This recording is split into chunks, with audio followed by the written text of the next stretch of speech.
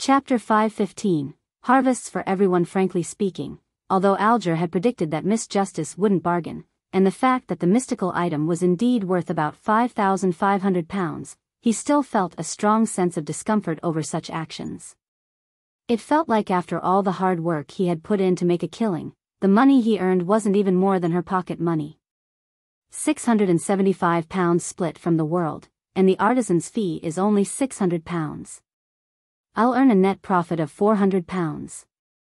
I've made a total of £1,075 in this transaction, but the world isn't a simple figure. He has a great deal of beyonder characteristics and potion formulas, and he's involved in a great number of events. He's in the know of relatively important information. It's not worth it to get into a conflict with him over a few £100. Otherwise, I could have pushed the price of his beyonder characteristic to below £4,000. The hanged man thought wistfully. As the fool rejoiced at the prospect of receiving £3,825, Derek looked at the lady across him and earnestly said, "Miss Magician, your spirit-eater's stomach pouch is ready." "Excellent." Furs heaved a sigh of relief. "I'll pay £300 in cash to Mr. Hanged Man." Upon hearing this, Alger's spirit was also lifted. He hurriedly requested the fool sitting at the end of the long bronze table for permission to conjure the potion formula. A few seconds later, he wrote the Solar High Priest formula onto the yellowish-brown goatskin parchment in front of him. Sequence 7. Solar High Priest. Main ingredients: 1 comb of a dawn rooster, 1 fruit of a radiant spirit-packed tree. Supplementary ingredients: 100 milliliters of a dawn rooster, 10 drops of sun essential oil, 8 grams of fingered citron powder, and 5 grams of solidified lava. Although Klein didn't deliberately pry into this potion formula, the content which was conjured thanks to him was still reflected in his mind. As long as he was willing to use dream divination to recall, he would immediately get the corresponding knowledge. He couldn't help but exclaim, "Indeed, being a platform is most profitable." Derek received the piece of parchment expectantly, glancing at it with relief and excitement. Then, he conjured the list of monsters which were found in the area surrounding the City of Silver, letting the hanged man pick out the beyonder ingredients that would be used to level the difference in prices. Alger calmly carefully checked the list, gaining a precise understanding of the situation around the City of Silver. After that, he selected 3 ingredients that he knew had buyers and prices. "After that, I'll be able to sell them within 2 days, earning me about £1,000. Counting the £300 from Miss Magician and the previous £1,075, I'll finally have enough money for the dragon-eyed sea condor's eyeballs." Feeling exhausted, Alger turned his head to the side and said to Furs, "Miss Magician, you can prepare the transaction for the dragon-eyed sea condor eyeballs." The hanged man had less than £20 on him at present, and even the artisan fees he had paid in advance was borrowed thanks to his wide network of contacts.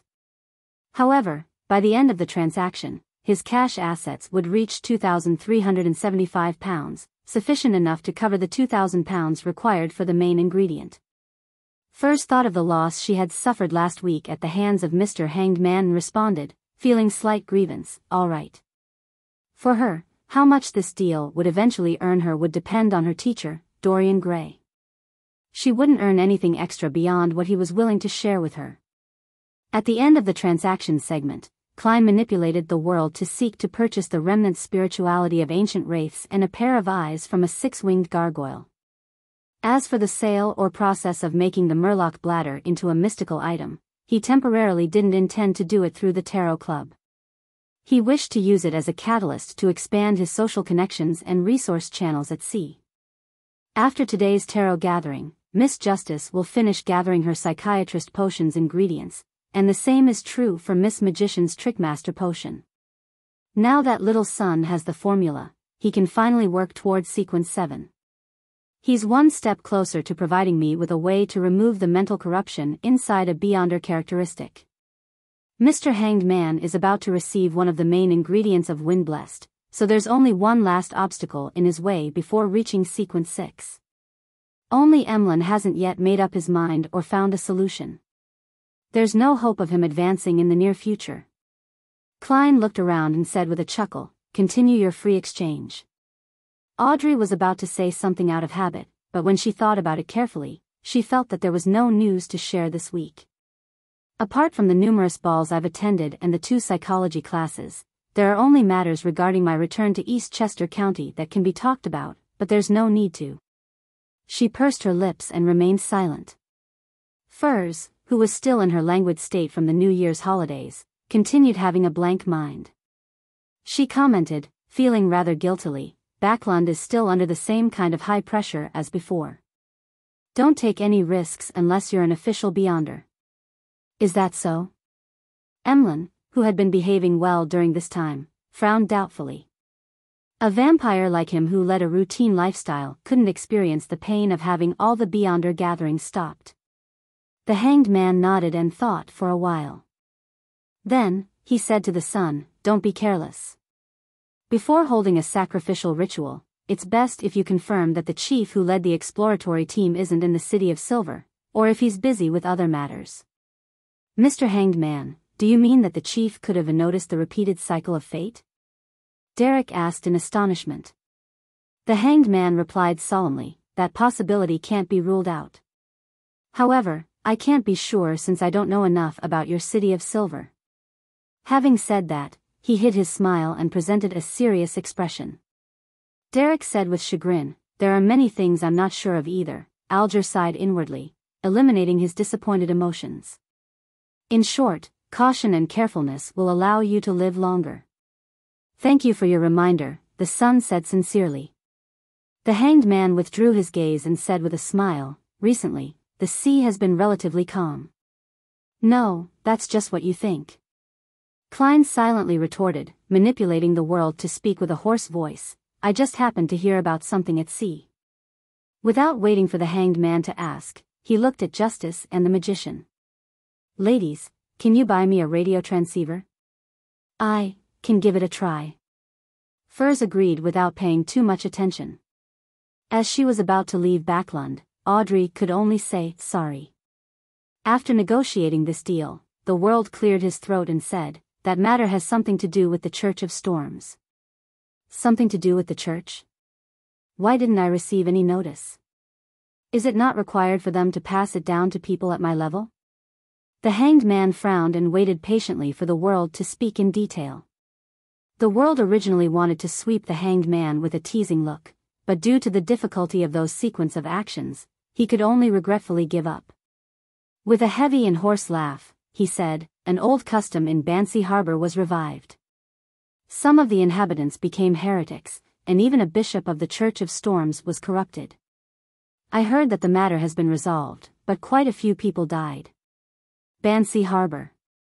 Alger recalled the situation of the area and explained to Miss Justice and the others who remained confused, there's a custom of living sacrifices there, and the target is an evil spirit called the God of Weather. Overseas, in the southern continent, there are quite a number of such evil spirits. On the surface, it seems like they've been cleared away, but in reality, they continue living in a strange state.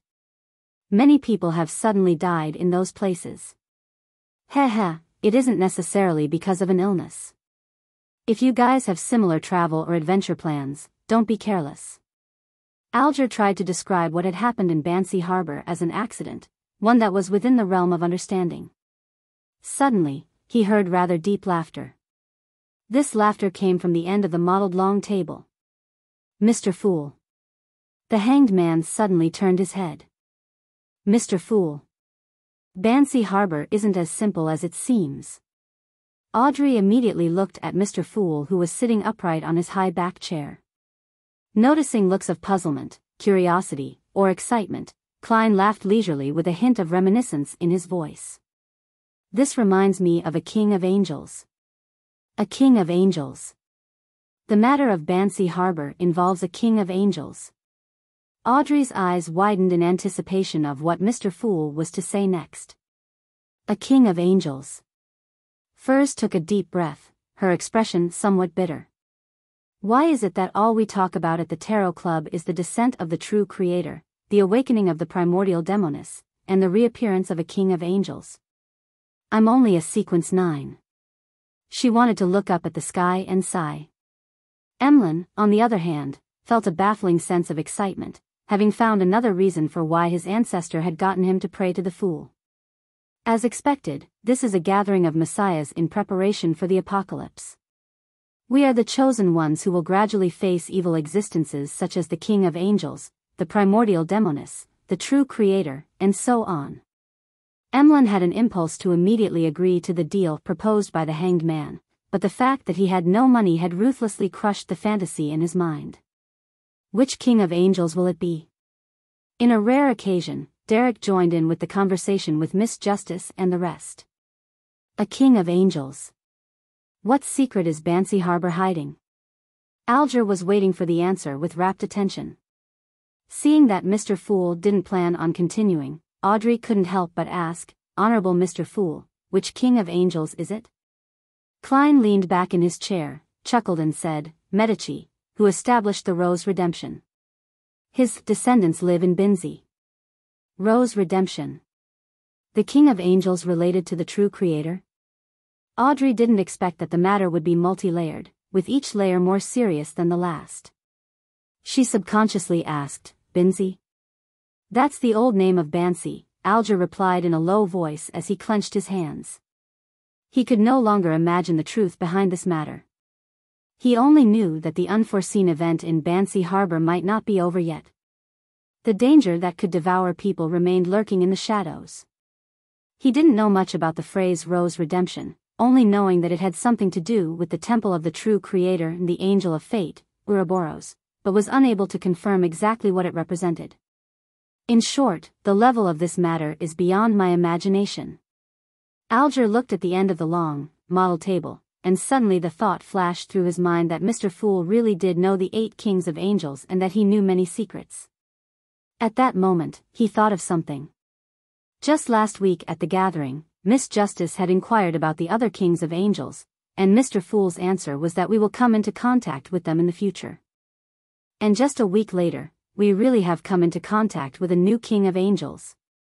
Mr. Fool had foreseen this. Alger's pupils shrank as he lowered his gaze in fear. Chapter 5:16. The Hanged Man's Guess. Amidst his shock, another doubt surfaced in Alger's mind. If Mr. Fool had foreseen this, why did he mention that Banshee Harbor's matter is related to Rose Redemption and the King of Angels, Medici? Did he tell us on purpose? He hopes to spread this matter through us. The target is the King of Angels, Medici? No, it's more likely to be the true Creator. Mr. Fool has repeatedly thwarted the plans of the true Creator before, so it should be no exception this time. The term Rose Redemption appeared in the abandoned temple of the true Creator, and it's established by the King of Angels, Medici, and Ouroboros. Clearly, they share a deep connection with the true Creator. Banshee Harbor only has our Church of Storms, so the person Mr. Fool is really informing is actually me? Alger vaguely understood something. Then, he became acutely aware of another problem. The last time the world mentioned that something major was about to happen in Backland, it was immediately confirmed by Mr. Fool, and it later involved the awakening of the primordial Demoness and the descent of the true Creator. This time, the abnormality at Banshee Harbor also received a response from Mr. Fool. He revealed the secret hidden in ancient Binzi and has brought the Rose Redemption and the King of Angels to the forefront of all the members of the Tarot Club. Isn't this too coincidental? Yes, news provided by the world previously had to do with Backland, and this is the first time it involves the sea. Furthermore, Mr. Fool had mentioned last week that his adorer has been forced to leave Backland because of the Great Smog. They match perfectly. So, the world is actually Mr. Fool's adorer? No, he should be a representative among all his adorers in the Tarot Club. He's to do things that Mr. Fool finds inconvenient. Of course, through this gathering, the adorer will also trade goods and knowledge in order to advance himself. This is also considered a form of Mr. Fool's nurturing of him. On careful thought, this theory is probably correct. At least, the world has never collected Roselle's diary in exchange for knowledge or intelligence from Mr. Fool. As his adorer, it's his duty, so he has probably submitted them in private. From this conclusion, some deliberate questions or contradictions on the world's part are meant to conceal his identity as an adorer. This is consistent with his experienced, skilled, and cunning character. In addition to the hidden attempt to awaken as he slowly lifts the seal, Mr. Fool holds the tarot gathering to also use us to interfere in certain events. This is evident from the composition of the members: a high noble, a beyonder at the bishop level of the church, a survivor of the forsaken land of the gods, a student of the Abraham family, an adult vampire. Each of us represents a faction or a particular circle or resource channel. Many thoughts flashed through Alger's mind. Not only was he not repressed by his own guesses, but he was also excited. To him, Mr. Fool's unknown purpose was the most frightening thing. Having an initial understanding of what he wanted to do allowed him to effectively avoid any risks and improve himself by doing so. As long as the Fool wants to use us to do things, he'll definitely give us some benefits. This is exactly what I was hoping for. Otherwise, I don't know when I'll be able to see the hope of becoming a demigod. The world, you definitely didn't expect that I would see through your disguise. Alger's fear subsided, and he began to think about how to use the information about Bansi Harbor. He couldn't report the matter just like that, as it would arouse suspicion, and he had to patiently wait for an opportunity to let the higher-ups appreciate him and reward him, without ending up being monitored. Audrey could tell that Mr. Hanged Man was undergoing a mental exercise, but she didn't expect him to come up with so many guesses in such a short period of time. And from the words of Mr. Fool, she was delighted to learn that Rose Redemption was a secret organization established by a number of kings of angels, which was also related to the true creator. At the same time, she vaguely sensed the strangeness of the world. She realized that this member of the organization, who was the most difficult to read, was always involved in important matters and could always obtain important information. Furthermore, he constantly produced formulas, ingredients, and beyonder characteristics, as if he could successfully hunt down a beyonder within 1 to 2 weeks.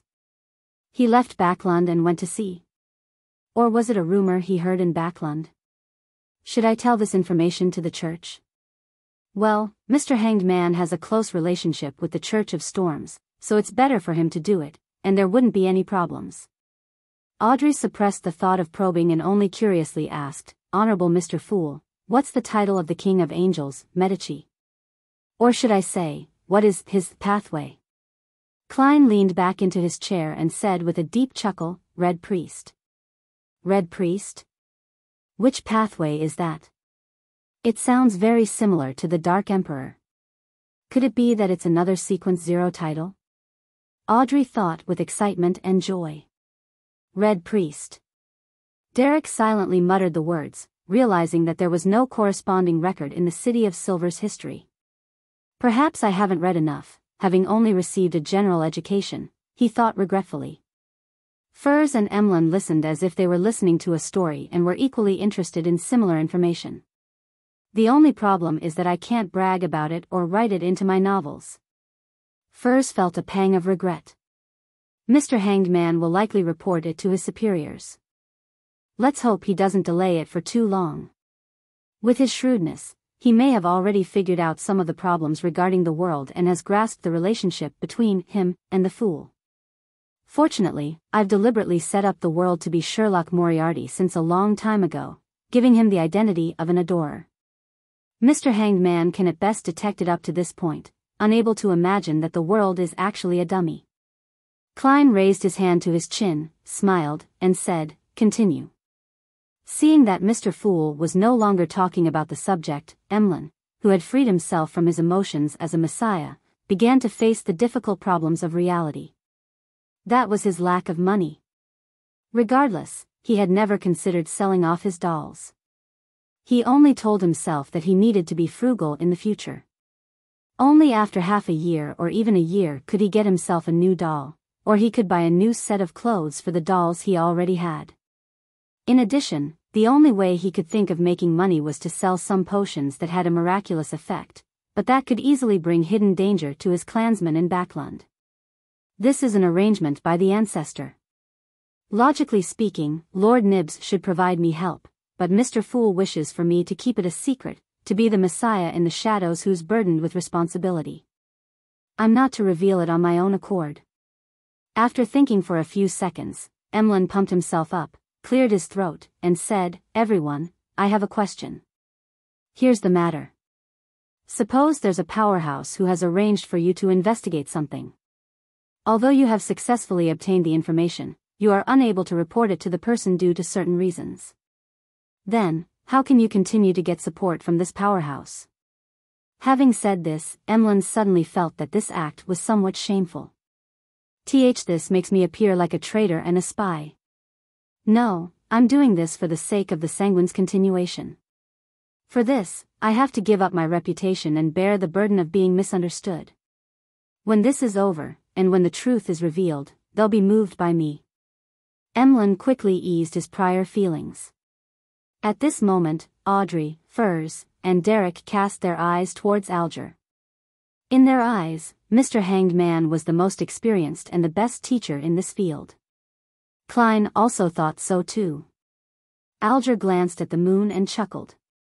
"It's simple, but you have to take some risks." Emlyn subconsciously denied, "It's not me." The Hanged Man replied with a chuckle, "Let's assume that it's you." He continued his description. "You will slowly display a certain level of abnormalities in your daily life, allowing that powerhouse to see that you have a problem. He will have two choices. One is to interrogate you directly, but it will be very easy to end up losing a lead for clues. The second is to inadvertently provide you with help so that you can investigate more thoroughly and then send people to monitor you. I think the second possibility is the most likely. The risk you have to take is how to not reveal the information you want to hide while under surveillance. That works? In fact, I won't be exposed either.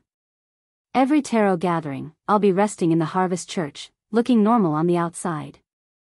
As for the sacrifice of items and the receiving of bestowments, they're things that can be shown to Lord Nibs and the others. It will allow them to guess that I have formed some sort of connection with Mr. Fool, but they can't imagine that I've already joined a secret gathering. Very well, while I'm studying history, I'll take the initiative to ask Baron Waymandi about the City of Silver." Emlyn's eyes lit up as he had an idea. He then thought of something and turned to the Hanged Man. "Last week, didn't you ask about a way to make everyone on board a ship sleep at the same time? It's very simple. I can provide you with a magical anesthetic gas that can effectively spread without any irritating smells. Even on the deck, one will fall unconscious once they catch a whiff of it. Of course, it's best if you choose a windless night, and that the targets are unable to sense danger, and their physiques cannot be too strong. Those Beyonders that are well known for their physiques in Sequence 9 are the limit. It can cause deep slumber that lasts for more than 3 hours. The effects will constantly decline after that. £100 a can, and an extra £30 for me." The Hanged Man thought about the situation of the sailors on the ghost ship and didn't haggle. Okay. He wanted to erect a certain image in front of the moon, to prepare for the big transaction that would follow. He had thought of using a slumber charm, but that would require him to chant the incantation. It would make the sailors notice that something was wrong and suspect something afterward. At the end of the exchange, Klein tapped the surface of the long, model table with his finger, and he said with a leisurely smile, "I can foresee that everyone will present a new appearance of themselves next week. Let us end today's gathering here. Thank you for your blessings." Audrey was the first to stand up. She took her leave, expressing her gratitude. With Mr. Fool saying those words, she felt more confident in consuming the psychiatrist potion. As the magician and the others repeated the same words, one figure after another disappeared from the palace. The area above the grey fog returned to its eternal silence. Chapter 517, City of Generosity, Backlund, Cherwood Borough. As the crimson glow faded from her eyes, Furs saw the familiar desk and open notebook which she used to jot down her inspirations.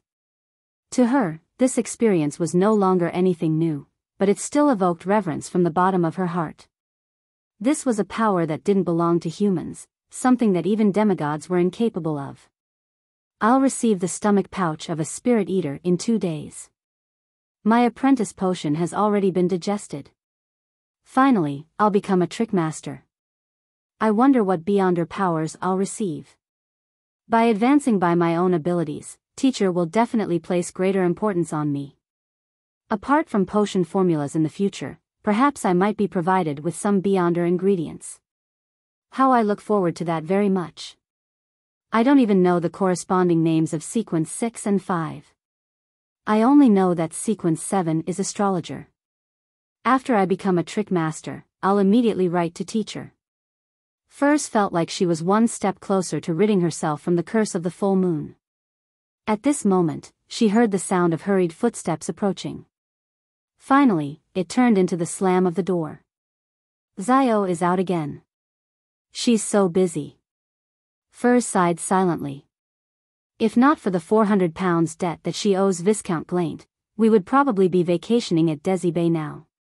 After a long period of hard work, and thanks to the enhancement of her strength, certain tasks that were previously impossible for her to complete have become simple. Moreover, from time to time, Biyao would receive small tasks that pay well from the Golden Masked Man. Biyao has already raised her savings from 110 pounds to 320 pounds, leaving her with only 80 pounds left to pay off her debt. In fact, I could spot her 80 pounds, but unfortunately, although she isn't tall, she still has a lot of pride in her. Furs withdrew her thoughts and thought about the matter Mr. World had entrusted her. As a doctor and a writer, she didn't know much about radios or anything about the entire field of machinery. She didn't usually pay attention to such information when reading the newspapers, so she didn't know where she could buy the kind of transceiver the world wanted. A department store? It probably doesn't sell one. Ah, right, Avil writes science fiction, so he should know a lot about such matters. Furs quickly found the right person to consult. However, she immediately had a new problem. Was she to visit him directly, or was she to write him a letter of inquiry? Glancing at the chair covered in a thick, soft blanket, and smelling the fragrance of coffee and tobacco emanating the room, she felt a warmth slowly creeping through her body. Bit by bit, her motivation to leave the house crumbled. I'm not familiar with him, so I shouldn't rashly pay him a visit. She sat down with a grunt and unfolded a piece of paper. In the Berg household in the City of Silver. Derek opened his eyes and woke up from feigning sleep. According to his original plan, he would have immediately held a sacrificial ritual to send out the stomach pouch of the Spirit Eater. However, the words of the hanged man reminded him to be more cautious and make more observations. I'll gather the ingredients Mr. Hanged Man require first, and then I'll do the sacrificial ritual all at once. Derek remained silent for a few seconds, then he attached his axe of hurricane to his body and headed for the steeple. He first checked the items available for exchanging using merit points, but he wasn't in a hurry to complete the transaction. He planned to go to the underground market to take a look once the lightning in the sky subsided. Derek went up to the 3rd floor and headed straight for the library section that dealt with mythology and ancient classics, hungering for valuable information he hadn't learned yet. Suddenly, he saw a hard and yellowed book with a cover, Giant King's Court, Book of Blackrock, hand-copied edition. It's a record passed down from the Giant King's Court? I wondered if there's anything related to the Kings of Angels. Derek reached for the book, pulled it out, and saw that it was bound in a brown monster hide. At that moment, on the upper level of the library, Colin Iliad was wearing a flaxen-colored linen shirt and a brown coat and standing there quietly, looking down. His unkempt grizzled hair flailed in the breeze from the window, and his pale blue eyes were deep and reserved. Wednesday, January 12th. 5:40 p.m. The sky was dark and cloudy, with deep blue waves undulating across the sea. The white agate bobbed up and down in this storm, like a toy in the palm of a giant. This is the sea. No matter how powerful one is, one will appear insignificant in front of it. Danet stood by the window and enjoyed the scenery outside. Fortunately, we're almost at the City of Generosity. From the moment they left Bansi Harbor, the White Agate's journey had been smooth sailing.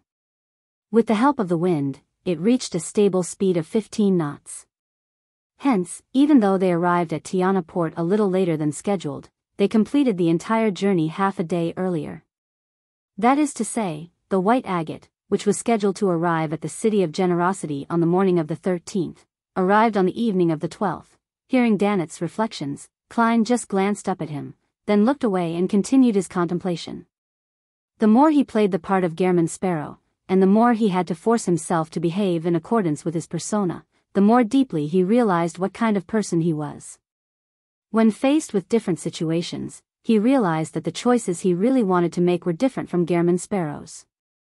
For example, he would have responded to Danet's by idly chatting with him about the weather at sea and the disasters caused by those terrible storms, but Gehrman Sparrow wouldn't. He had to be cold and reserved. The more there are such differences, the more I recognize myself. Klein sighed inwardly. This was something he hadn't experienced when he moved about with his identity as the private detective, Sherlock Moriarty. Back then, he didn't have to disguise his personality and had just been himself. I feel like I've digested my potion a little. However, Gehrman Sparrow has traits that are similar to myself. At the very least, when choosing to disembark and entering Bansi Harbor to save the others, I overlapped with this identity of mine, and there was no difference. Of course, it could also be said that I was adding a certain kind of persona into the mix. Beneath Gehrman Sparrow's gentleness and madness, he has a kind, brave, and compassionate heart that values relationships. Heh, I can't boast about myself. If I had known earlier that Bansi was Binzi, I would have most likely been terrified. Not necessarily. At the very least, the danger which was divined was within an acceptable range. Klein thought, summing things up as he engaged in self-deprecation. This made him more aware of a problem. Although playing the role of a purely fictional person could help him digest the potion, he needed to replace an existing identity to speed up and improve his progress. He needed to gain the affirmation of people from the other person's interpersonal relationships, feel the corresponding emotions of joy, anger, sadness, and immersing himself in them, but not getting obsessed. Become anyone, but ultimately become yourself in the end? And get feedback from the people involved? Klein looked at the pale yellow carpet, his mind racing. Seeing Gehrman Sparrow without a response, Danet spread his hands helplessly, feeling bored out of his mind. This crazy guy is good in every way other than making me do what servants do. There's only one thing, he doesn't like to talk. There's a communication barrier with him. If this goes on, I'll definitely go crazy. Fortunately, I'm finally at Biyao. I can finally be free. Danetz felt that he would sooner or later develop a habit of talking to himself when faced with a similar silence. After a while he saw Gehrman Sparrow look up, smile, and say, "You can tell me about the pirate point of contacts in Biyao." Dogs hit. "It's better if you don't say anything." Danetz's expression twisted. Whoosh. At 6:15 p.m., just before the storm arrived, the White Agate docked smoothly and arrived at the capital of the Rorstad archipelago, Biyao, the city of generosity. It was also known as the Spice Archipelago, and it was home to a variety of exotic spices, with the plantations of these produce being mainstays of the economy. The Blue Mountain Island, where Biyao was located, occupied more than half of the archipelago, which was mostly covered in forest.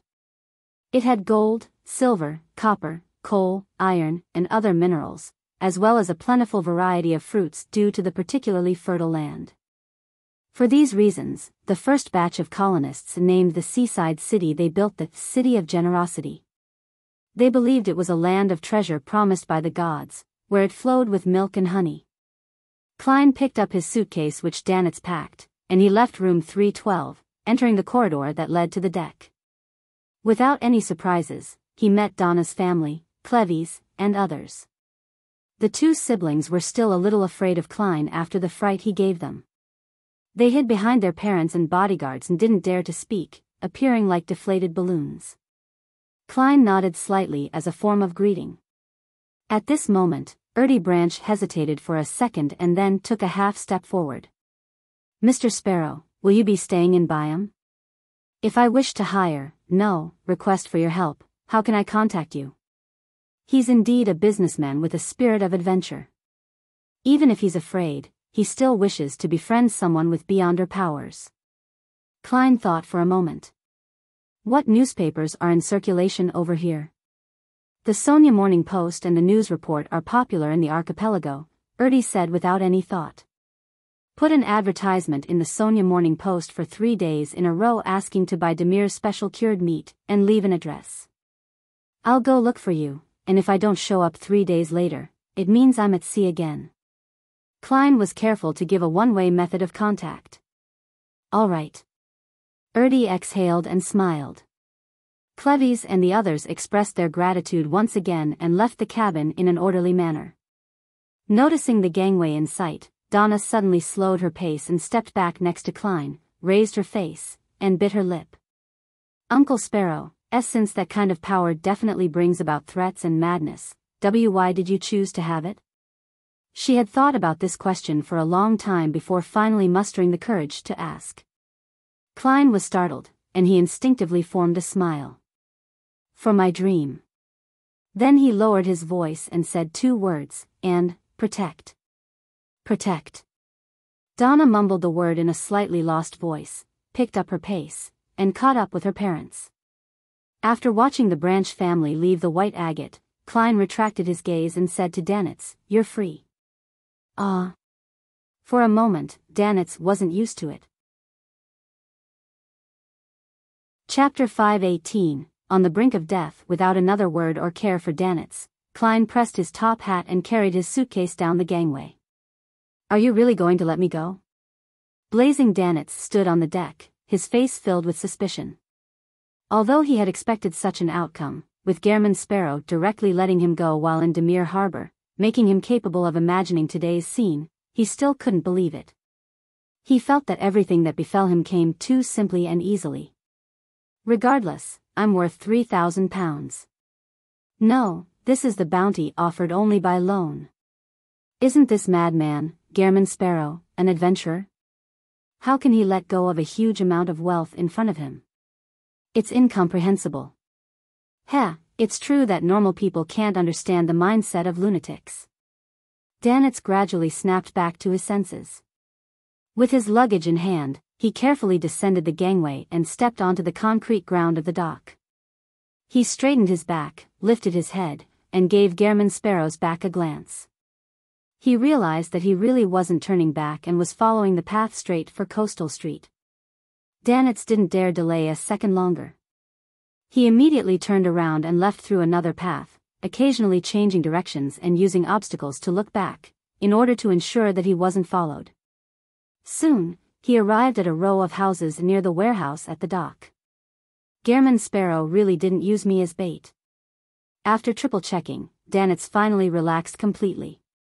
At this moment, he finally felt like he was liberated. A dignified bosun of a pirate admiral like him no longer had to be bullied and be ordered around like a servant. I can already foresee that tomorrow will be incomparably beautiful. There will be a group of people vying to flatter me, wanting to become my servants. Danitz knocked happily on the door, 3 long and 3 short, rhythmically. Gehrman Sparrow asked me to give him the pirate point of contacts in Biyao. I obviously only told him the ones that don't have a good relationship with us. There's no way he could guess that our golden dream point of contact is right at the dock. Danitz picked at his nose and breathed in the fresh sea breeze before a looming rain. Biyao was a pivotal location of the Lone Kingdom's Sonia Sea colonies. It was one of the largest cities in the region. There were many powerful official beyonders, and no matter how rampant the pirates were, they didn't dare to openly show their faces here. Most of the time, they had to rely on the local gangs or people with backgrounds to handle the loot and purchase any necessities. Of course, this didn't mean that they wouldn't come to Biyao. The Red Theater here was the most famous brothel in the surrounding seas, and countless pirates came to patronize this famous place. Even if 1 or 2 of their peers were caught every once in a while, it didn't stop them from rushing over. In addition to the spice trade, the brothel industry was another major pillar of the Rorstad archipelago. Apart from the Red Theater, there were many big or small brothels, out in the open or hidden all over the place. They fully satisfied the desires of the seamen with ample energy. As for the female pirates, they didn't have to worry about this problem. As long as they were willing, they could always be satisfied. After all, there was more demand than supply. At sea, where faith in the Lord of Storms was mainstream, there had always been few females. Similarly, the underground trade related to Beyonder ingredients and mysticism was quite frequent here, and there were many circles. Those smaller ports are still better.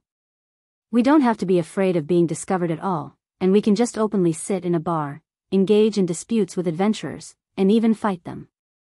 As long as we don't cause any trouble or cause any deaths, the local official Beyonders will turn a blind eye. With their strength, they typically have to take on tremendous risks if they wish to interfere. Danitz thought mockingly. At that moment, he heard footsteps and saw the door creak open. A familiar face entered his sight. "Old man, did you not drink today?" Danitz smiled and greeted. Standing at the door was one of the Golden Dream's contacts in the Rorstad archipelago, Old Rin. Old Rin coughed twice and made way. Danitz stepped into the dim room, his nose twitching suddenly. He caught a whiff of Lanti-proof. No, Old Rin likes to drink locally produced Biyao Black Rand. As this thought flashed through his mind, Danitz was terrified. Immediately following that, he saw a man with his back to him rise to his feet. He was tall, dark, and muscular, and his hair was curled like marbles. Steel Mavedi. Danitz's pupils contracted sharply. This was the second mate of the Admiral of Blood, a great pirate with a bounty of 6,000 pounds. Waves of the sea breeze blew, swaying the thin, sharp leaves of the tree in a precarious manner. Klein was walking along Coastal Street at an adequate speed. In contrast, the people around him were hurrying and walking quickly. His spiritual intuition told him that it would take some time before the storm would arrive, and that he had plenty of time to find a hotel. Whoosh! The sound of the wind grew louder and louder.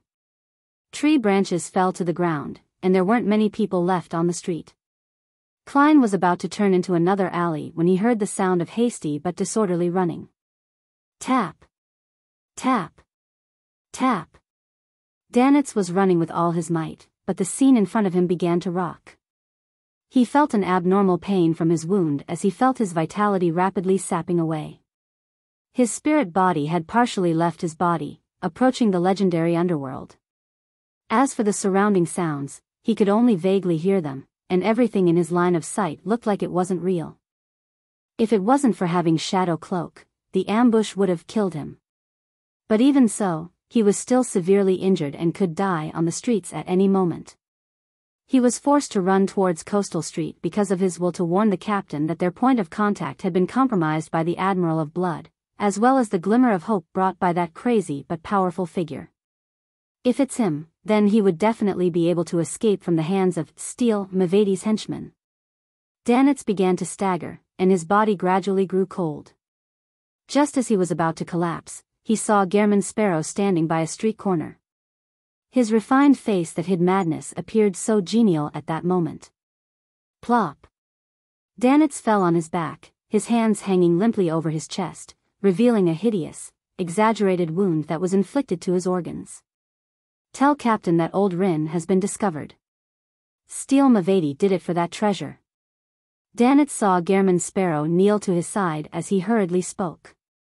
Klein recalled the bounty offered for Steel Mavedi and asked in return, Admiral of Blood? Yes, tell Captain. Tell Captain. Danitz gasped as he said. After saying all that, he revealed a mournful smile. Don't worry about me. I'm about to die soon. Tell the captain that all the money I've saved up has been turned into real estate. Units 12 to 16 on Biyam's Amiris Avenue. The title deeds are hidden in the wall of Unit 13's basement. Help me sell them. Take the money to South Intis's Elama town. Give the money to my parents. Say that I've really made a fortune. Danitz paused, then he said with great difficulty, say that I've become an outstanding adventurer. Also, help me say I'm sorry. His eyes suddenly became moist, as if he was recalling that rebellious youth from back then. I'm sorry, old man, mother. I'm unable to return home. Danitz's vision darkened, and he felt that his life was coming to an end. It was at this moment that he saw Gehrman Sparrow reach out and press his hand to his wound and then swipe it. Danet's sorrow came to a sudden halt as he felt the already numb pain in his chest and abdomen suddenly disappear as his left hand seemed to suffer a fracture. He looked at Klein blankly, and Klein looked back at him quietly. None of them spoke for 2 seconds. Finally, he looked down in astonishment and discovered that his lethal wound had strangely healed. His left arm was badly mutilated, and even his bones protruded out. "I am fine now?" Danetz blinked, still immersed in the sadness and frustration of his brush with death. "Why didn't you treat me first?" he asked blankly. Klein looked back at the empty area on the other side of Coastal Street and said in a calm tone, "Waiting for you to finish. That's basic courtesy." "Courtesy, you son of a bitch." "I was really saying my last words." With a sudden jerk of his back, Danetz rolled to his feet. He warily looked towards the dock, where a thick cloud of smoke was rising. It was none other than the result of the battle he had just been engaged in. Because the house was set on fire by me, Steel Mavady was afraid that it would catch the attention of the official Beyonders. As he was confused by that shadow, he didn't chase after me. Danetz instantly understood the sequence of events. "Let's find a place to stay first." Klein spread his hands and caught a drop of rain. Not knowing whether or not he had completely escaped danger, Danetz immediately nodded. "Okay. I can tell that this madman, Gehrman Sparrow, isn't afraid of Steel Mavady at all. He's not even afraid of Admiral of Blood. At such times, I especially admire his craziness. Damn, I exposed my wealth to him." Danetz had just exhaled when his body froze. Klein walked silently ahead with his suitcase and cane with only one thought echoing in his head. "God mit, a pirate is richer than I am." Empress Burrow. Audrey, who was about to leave Backlund, hid in her chemistry laboratory and concocted the psychiatrist potion with the ingredients she received from Mr. Vampire, the fruit of the Tree of Elders, the blood of a mirror dragon, and the other ingredients she had collected previously. This time, she didn't get Susie to guard the door. Instead, she was to sit inside and observe the whole process from the sidelines. Earl Hall had already instructed everyone to not approach the young lady during her experiments, but they had to pay attention to any unusual changes. Phew. Audrey let out a small sigh of relief, pouring the completed potion into a prepared glass bottle. The slightly golden liquid rippled like a deformed, gigantic pupil. Its gaze seemed to shine right into the eyes of anyone's heart. "Susie, did you remember the process? You are a mature Beyonder. In the future, you'll have to learn how to concoct your own potion." "No, it's not that I'm not helping you, it's just that I'm pointing out a possibility. Sometimes, I might not be by your side, and you just happen to need a potion bottle," Audrey said happily to the huge golden retriever. Susie was so confused by what she was taught, and she could only open her mouth to reply with a single word, "Woof." Converging her emotions, Audrey raised her head and downed the psychiatrist potion bottle. Chapter 519, naming the golden liquid was cool and refreshing, making Audrey feel as if she was enjoying a delicious ice cream. She then took a sip of champagne. Tiny bubbles of air continuously rose, silently bursting as they brought a tingling sensation with them. Suddenly, her sense of hearing reached out, and she could hear the conversation of the two maids at the end of the corridor as they lamented at how they had no chance of going to the Hall family's castle and manor in Eastchester County. At this moment, Audrey felt as if she had dissolved into an illusory gas and was rapidly expanding. It filled the entire room, overlapping with a sea formed from everyone's sea of consciousness. Her vision also changed. Everything she saw was abnormally smooth, turning into a mirror that reflected her current appearance. Possessing a beauty described by pure, exquisite, grand, and witty, golden scales that were slowly growing out of her exposed skin, her emerald green irises contracted and were dyed in a faint golden color, as if they had turned vertical. Audrey suddenly felt fear from the bottom of her heart when she saw herself like this. She didn't want or wish to become an inhuman monster. With a hum, her mind began to turn into a blur, as if something was slowly and painfully drilling out from the surface of her body. Just then, she heard the gentle voice of her huge golden retriever, Susie. "Don't be afraid, calm down. Don't be afraid, calm down." Audrey recovered her thoughts and tried to get herself into a spectator state. Her undulating emotions quickly calmed down, and her spirit seemed to leave her body. She then looked down at herself like a spectator. Audrey saw the golden scales on the surface of her body visibly recede and her emerald-like eyes return to normal. It didn't take her long to regain control of her body and understand what beyonder powers were available to a psychiatrist and how they were used. It was so dangerous just now. Audrey raised her hand in fear. Her skin was fair and delicate, completely unlike the abnormal condition she had been in a moment ago. After this incident, she truly understood how terrifying the danger of losing control which Mr. Fool would occasionally bring up was. She gained a deep understanding of how difficult it was to go down the beyonder path. Even with the acting method, it was impossible to completely remove the latent risks. At one gathering, Mr. World said that beyonders are a bunch of miserable wretches that are constantly fighting against threats and madness. Previously, I could only understand it literally. Now, I can finally feel the weight behind this sentence. Audrey, don't be discouraged, don't be afraid. Father, mother, and brother are still waiting for your protection. With this experience, you won't be frightened by yourself in the future or so easily lose control. You can do it. Audrey clenched her fists and encouraged herself. She calmed down for 2 seconds, walked up to Susie, squatted down, and hugged the golden retriever. As she combed its fur, she put her head against the side of the dog's face and muttered in its warmth, "Thank you, thank you." Susie rubbed against her twice and asked seriously, "Audrey, is this how a psychiatrist feels like?" "I like it very much." Audrey was suddenly at a loss on whether to laugh or cry. She immediately pursed her lips and promised, "Susie, we'll treat each other in the future." "Yes, psychological problems." "Okay, woof." Susie answered happily. It was only now with Audrey truly recovering that she was in the mood to examine her own advancement. "My body seems to have become healthier.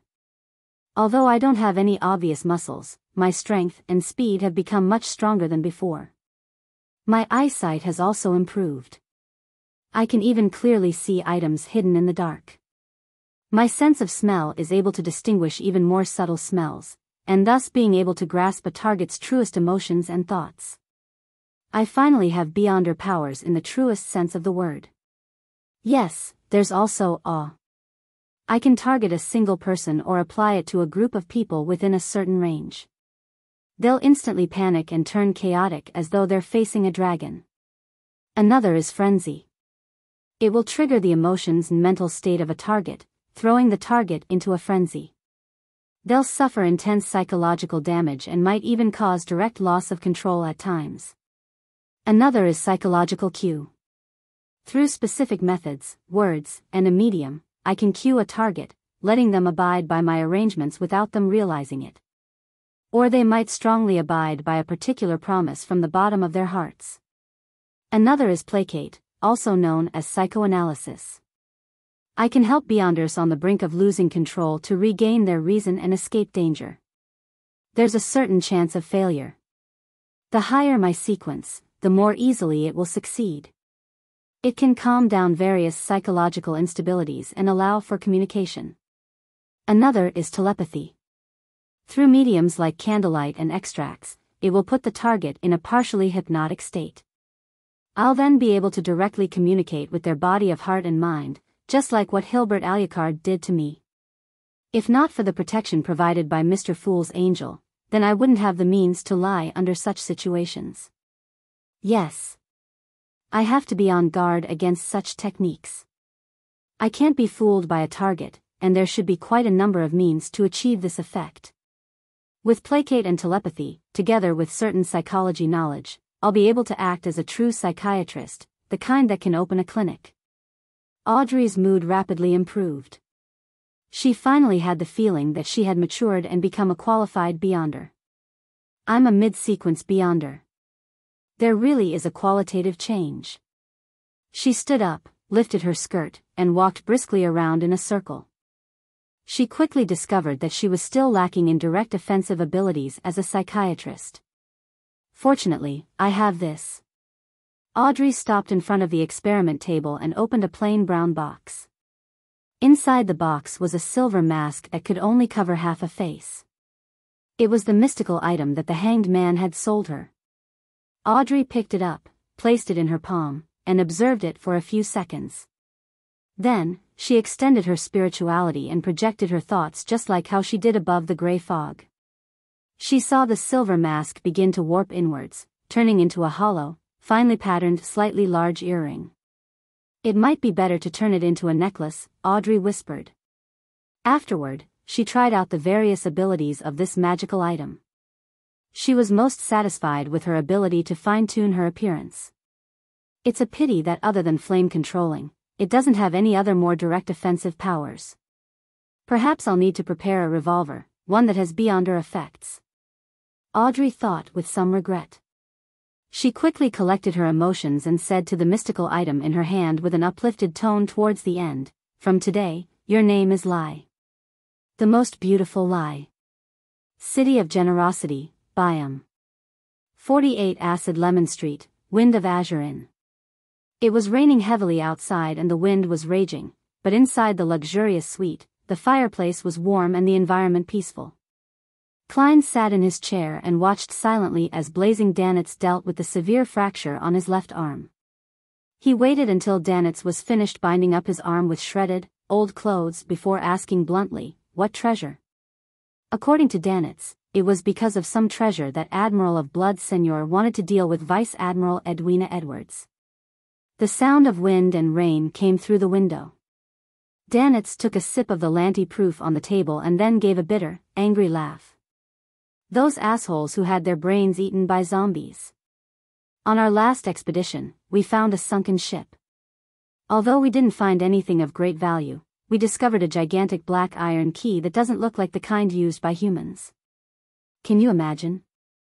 After being submerged under the sea for so many years, it hasn't rusted at all. Yes, Klein replied in a concise manner. In a world where extraordinariness and mystery intertwined, what wasn't possible? There were people who could be resurrected from the dead, not to mention others.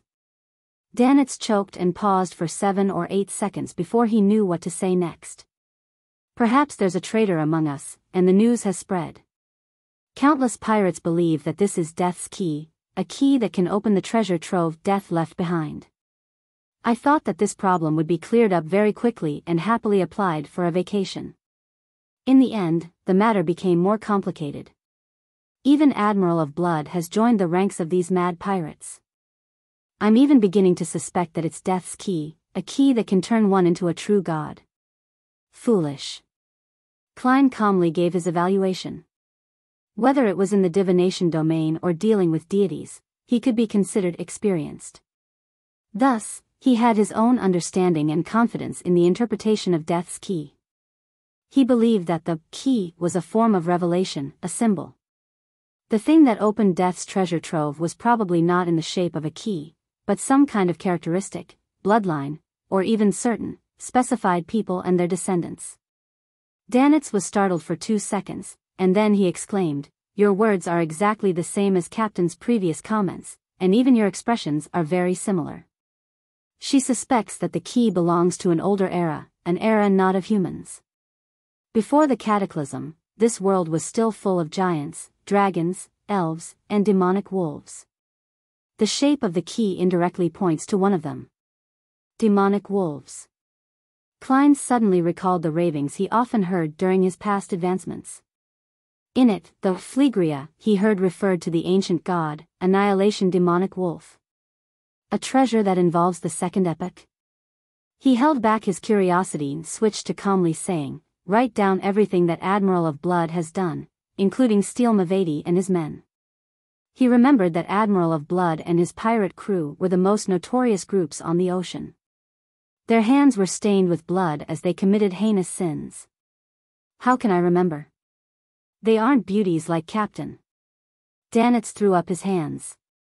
I can only list the most important things and some of the details that have left an impression on me. Wait, what do you want to do? Bit by bit, Klein revealed a smile, one that gave Danitz a fright. He said in a deep voice, "If it's appropriate, I want to hunt them." Chapter 520, Admiral of Blood, hunt them? Danitz asked subconsciously. When he truly understood the meaning behind Gehrman Sparrow's words, he instantly became excited. He changed his seating posture and suppressed his voice. "Is there anything I can help you with?" As a qualified, part-time pirate, he had nothing to do with beautiful words such as tolerance, compassion, and love.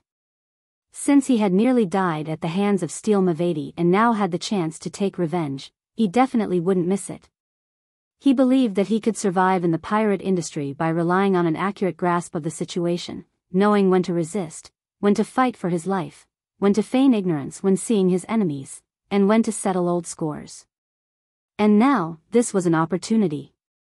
Danitz still couldn't make an accurate judgment on how powerful Gehrman Sparrow was, but judging from how he had taken care of the fallen Bishop Millet within 10 seconds, it was unlikely that it would be too difficult for him to deal with Steel Mavedi. Even if he encountered the Admiral of Blood, Senor, it wasn't impossible for him to win. Of course, this isn't a one-on-one situation, and pirates never talk about chivalry. Danitz thought to himself.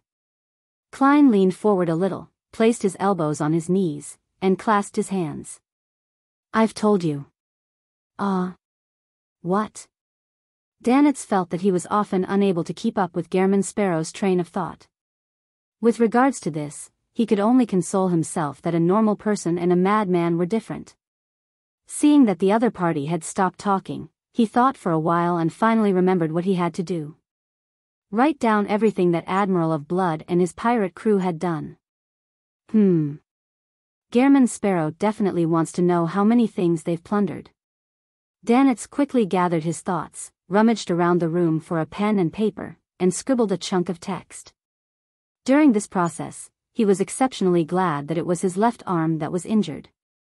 When he was done writing, Klein reached out for it, read it carefully, and confirmed from the undetailed parts of Danitz's description that Admiral of Blood was the most typical and vile of pirates.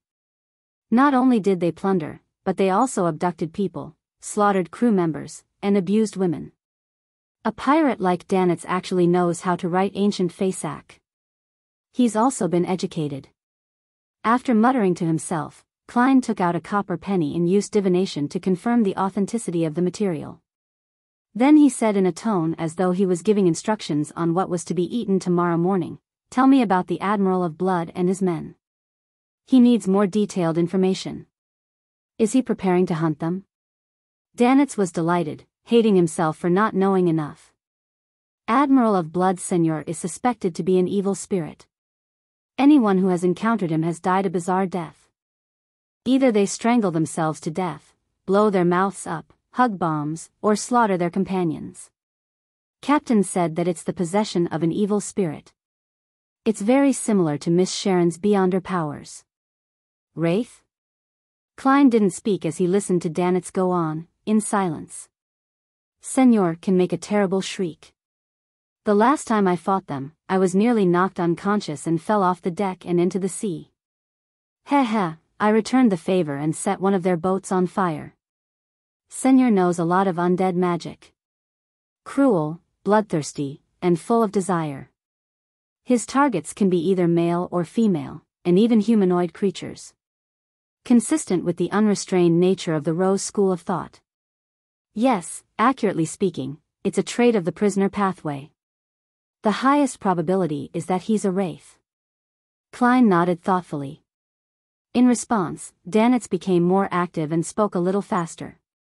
Our captain thinks that Senor has a very powerful mystical item on him, one that makes him very lucky. He always seems to gain the favor of the gods. For example, at a critical moment, his opponent would suddenly slip or have their powers fail. Another example is winning 21 bets in a row. A mystical item that can make someone lucky? This is very rare. It's from the monster pathway?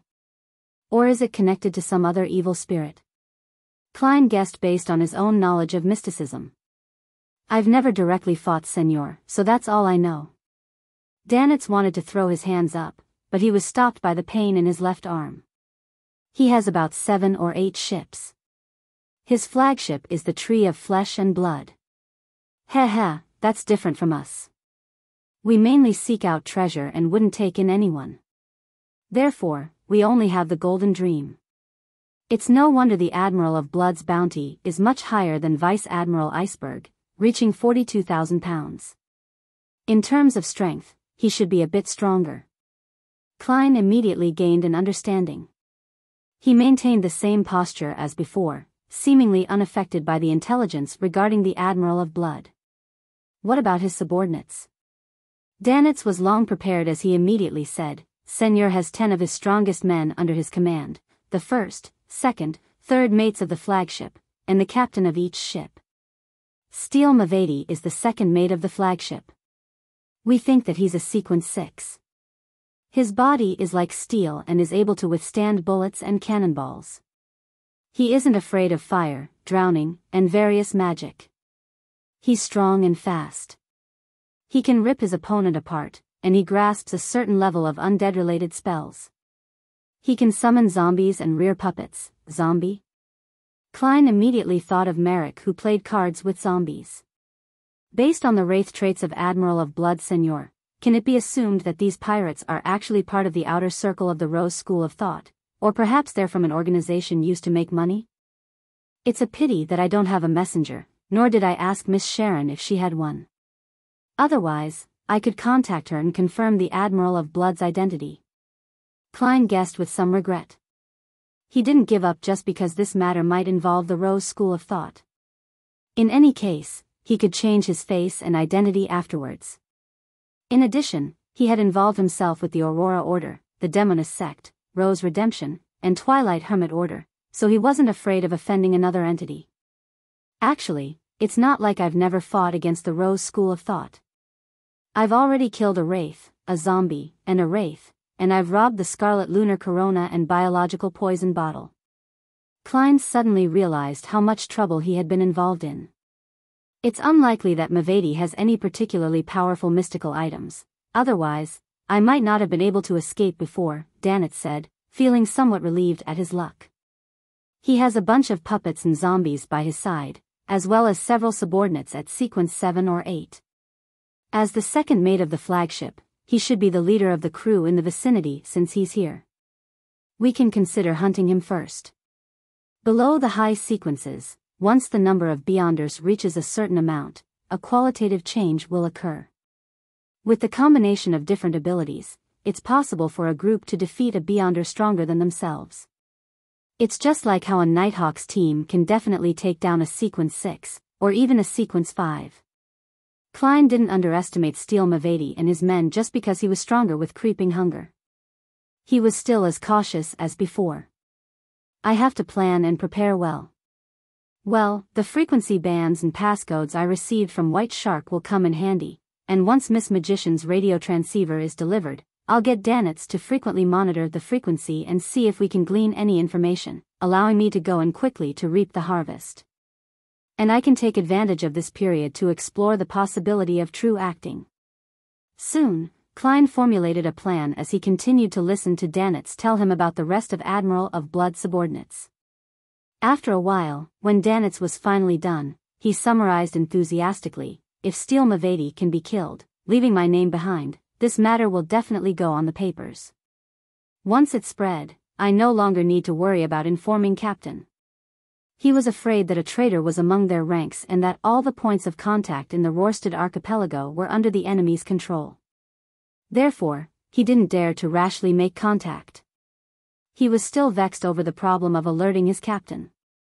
He actually has a brain. Klein nodded and said, "You're in charge of gathering information on all aspects of steel." "All right." Danitz replied with a grim smile, thinking of the punch that had nearly pierced his heart in the evening. Klein slowly stood up and walked towards the window. It was dark outside with howling winds and pouring rain. It looked as if the end of the world had arrived. Thinking of what he was going to do next, he couldn't help but feel like he was acting in a certain sense. Smiling, he muttered to himself in a low voice, "Tonight, Gehrman joins the hunt. City of Generosity, Biyao, in the Cathedral of Waves. Alger Wilson, who had received the sanguine's anesthetic gas, was about to sail out to sea for another of the Windblast's main ingredients, when he was summoned by the local diocese bishop. There had been rumors recently that Vice Admiral Iceberg received death's key. All the pirates in the Sonia Sea are roused by this, the bishop said in a heavy voice. Investigate this matter. He was an old man with a head full of white hair, but he was still as energetic as ever. His speech was even faster than a young man's, as though he could charge out at any moment and personally resolve all problems. His body was strong, his muscles bulging with his bishop's robe. The wind howled around him as he breathed, and the air was moist. There are similar rumors every year, but they all end up being fake. Such rumors are commonly spread across the sea. Even if it's true, I don't have the right to be involved. There's no need to take the risk. I'll just go through the motions and skirt the edge of this matter. Alger muttered inwardly. He solemnly clenched his fist and struck his left breast. Yes, Your Excellency. May the storm be with you. Diocese Bishop Chogo was very pleased with Alger's attitude and returned the same salute. May the storm be with you. The encouraged Alger Wilson quickly left the cathedral and returned to the square outside. The storm last night had subsided, and only the scattered leaves and water puddles on the ground remained as evidence of its coming. After taking a breath of after-rain fresh air, Alger decided to visit the few places where pirates roamed. He planned to put on a show of working hard by trying to seek out information. If he were to meet a fellow with a bounty of a few £100, he wouldn't mind apprehending the poor bastard. In his opinion, they were liquid cash flow that could be added to his savings. Chapter 521, Bold Assumption on the Ocean. Pirates had three iconic common interests: liquor, women, and gambling. Alger Wilson merely took out his silver pocket watch, flipped it open, and knew where he should go first. At 11:15, the brothels and bars hadn't opened. Only the gambling dens would have easily gathered a bunch of people who wanted to make a fortune. Alger was more familiar with this port city than his tiny hometown. He proceeded without stopping at all while he navigated his way, smoothly turning at every corner until he arrived outside a casino that was located in a secluded alley. According to what he knew, the owner of this casino was a gang leader with a deep background. He had an inexplicable but indistinct connection with the important figure at the Governor General's office. It was the first choice for many pirates to purchase and sell their stolen goods. Because of this, pirates often appeared here. They might exchange their loot for gold pounds in the morning, but they would lose everything at night and get thrown out.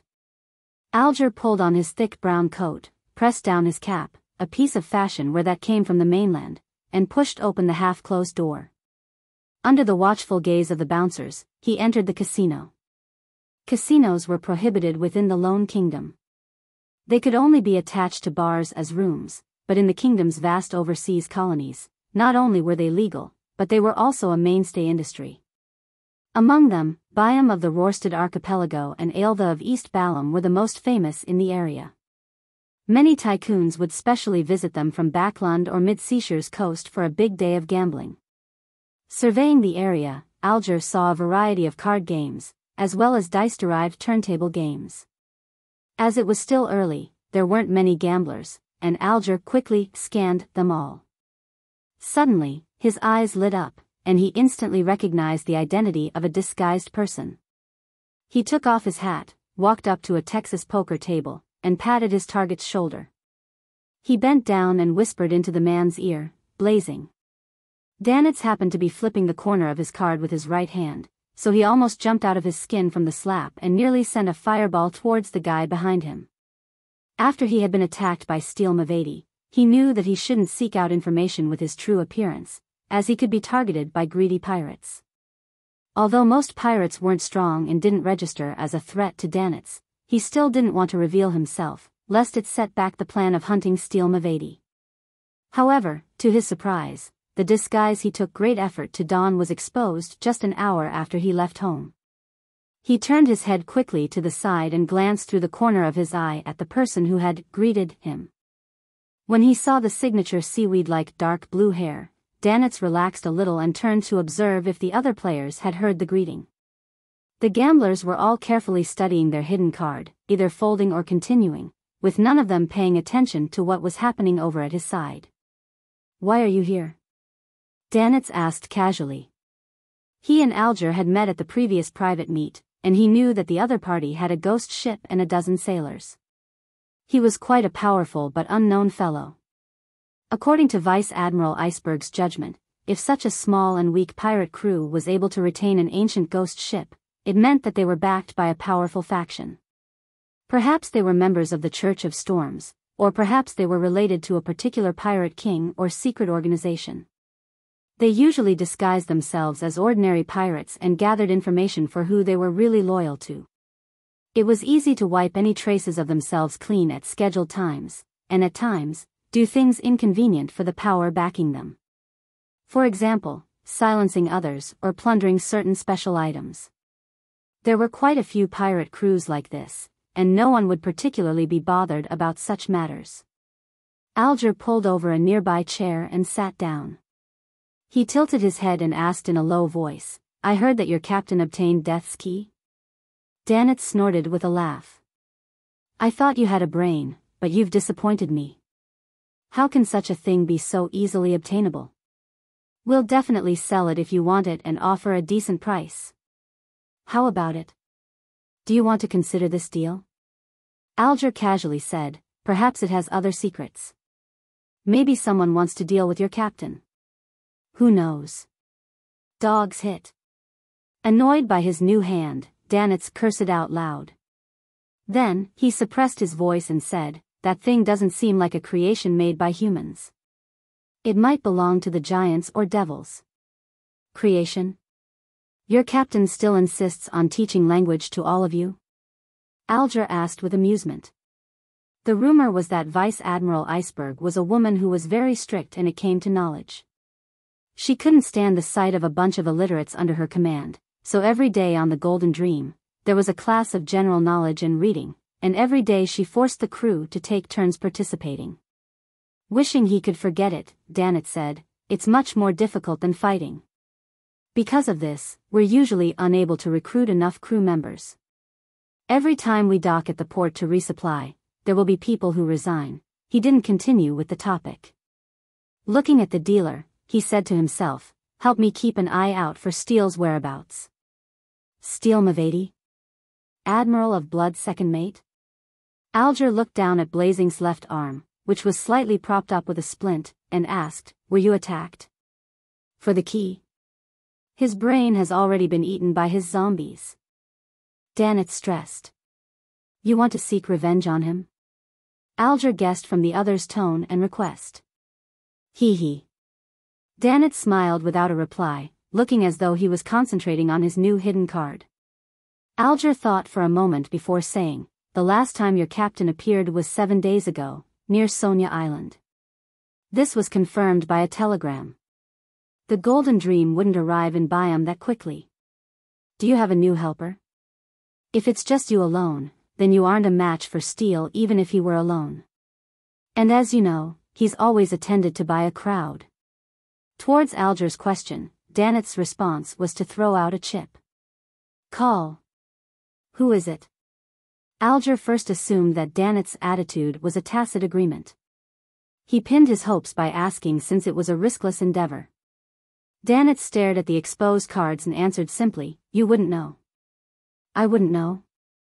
Someone who has the strength to deal with Steele Mavady should be someone with a little fame at sea regardless of if they're a pirate or an adventurer. Unless they belong to a specific secret organization, or it's their first time traveling the seas. Of course, it's also possible that Danitz doesn't wish to answer, for fear of exposing a secret. That's most probable. Someone belonging to a particular organization, first time traveling the seas, with the strength to deal with Steele Mavady. Alger looked up slightly as he suddenly had a bold guess. He tapped on the edge of the table and asked, as if he were chatting about the weather, "Was Bancy Harbor fun?" He emphasized the word fun. Danitz turned his head in surprise and blurted out, "How did you know?"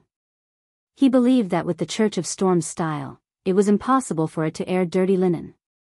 Furthermore, the passengers of the White Agate had just arrived last night.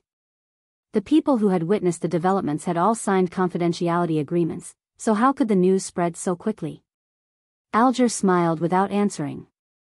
At this moment, he understood the value of Emperor Rozel's words: boldly hypothesize and carefully verify. Danitz put away his winnings and muttered, "It's no big deal."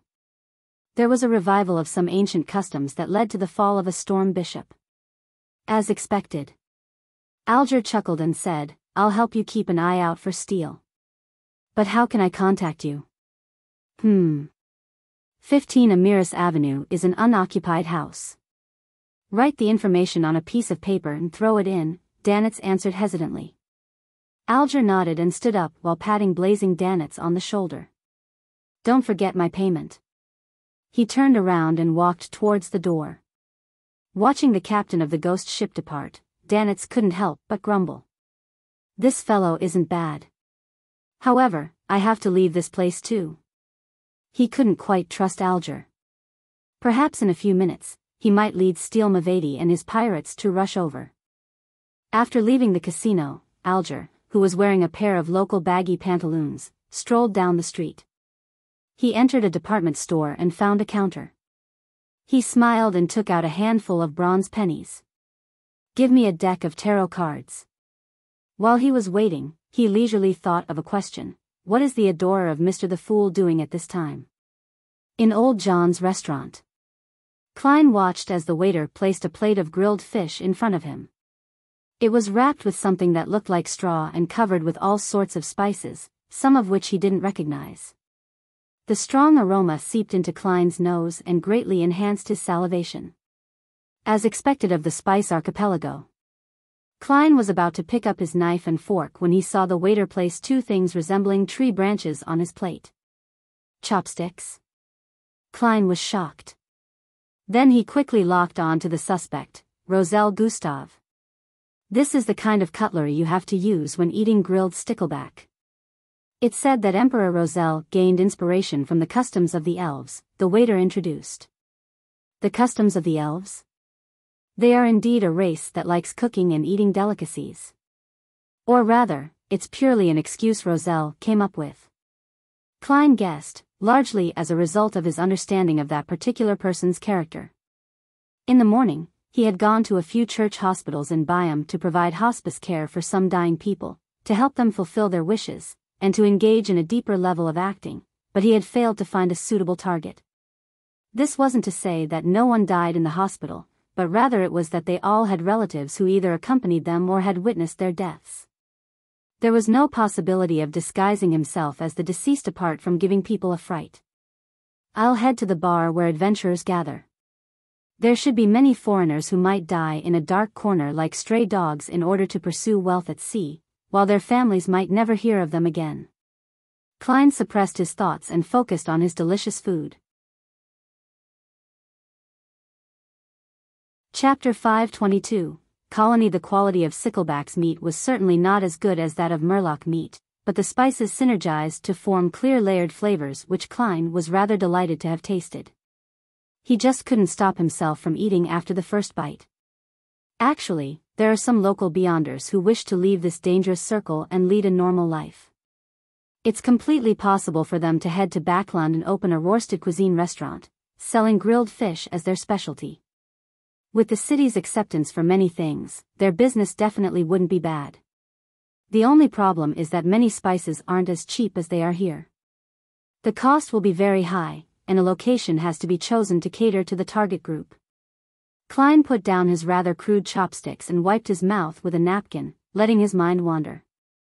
In his view, commoners were unable to find the means to get rich, mostly because they didn't have enough vision. However, one's vision was also limited by the education they received and their daily experiences. Bound by social class, it was really hard to escape from it and break through this limitation. The most effective way was to strive for a higher level of education, and the second was to take risks and head out on an adventure. Of course, the risk was huge, and many people vanished silently while taking this path. Klein spent 2 solene 5 pence for this meal, which wasn't cheap, but he had always been willing to spend money on good food. Besides, his main expenses had been paid for by Danitz recently.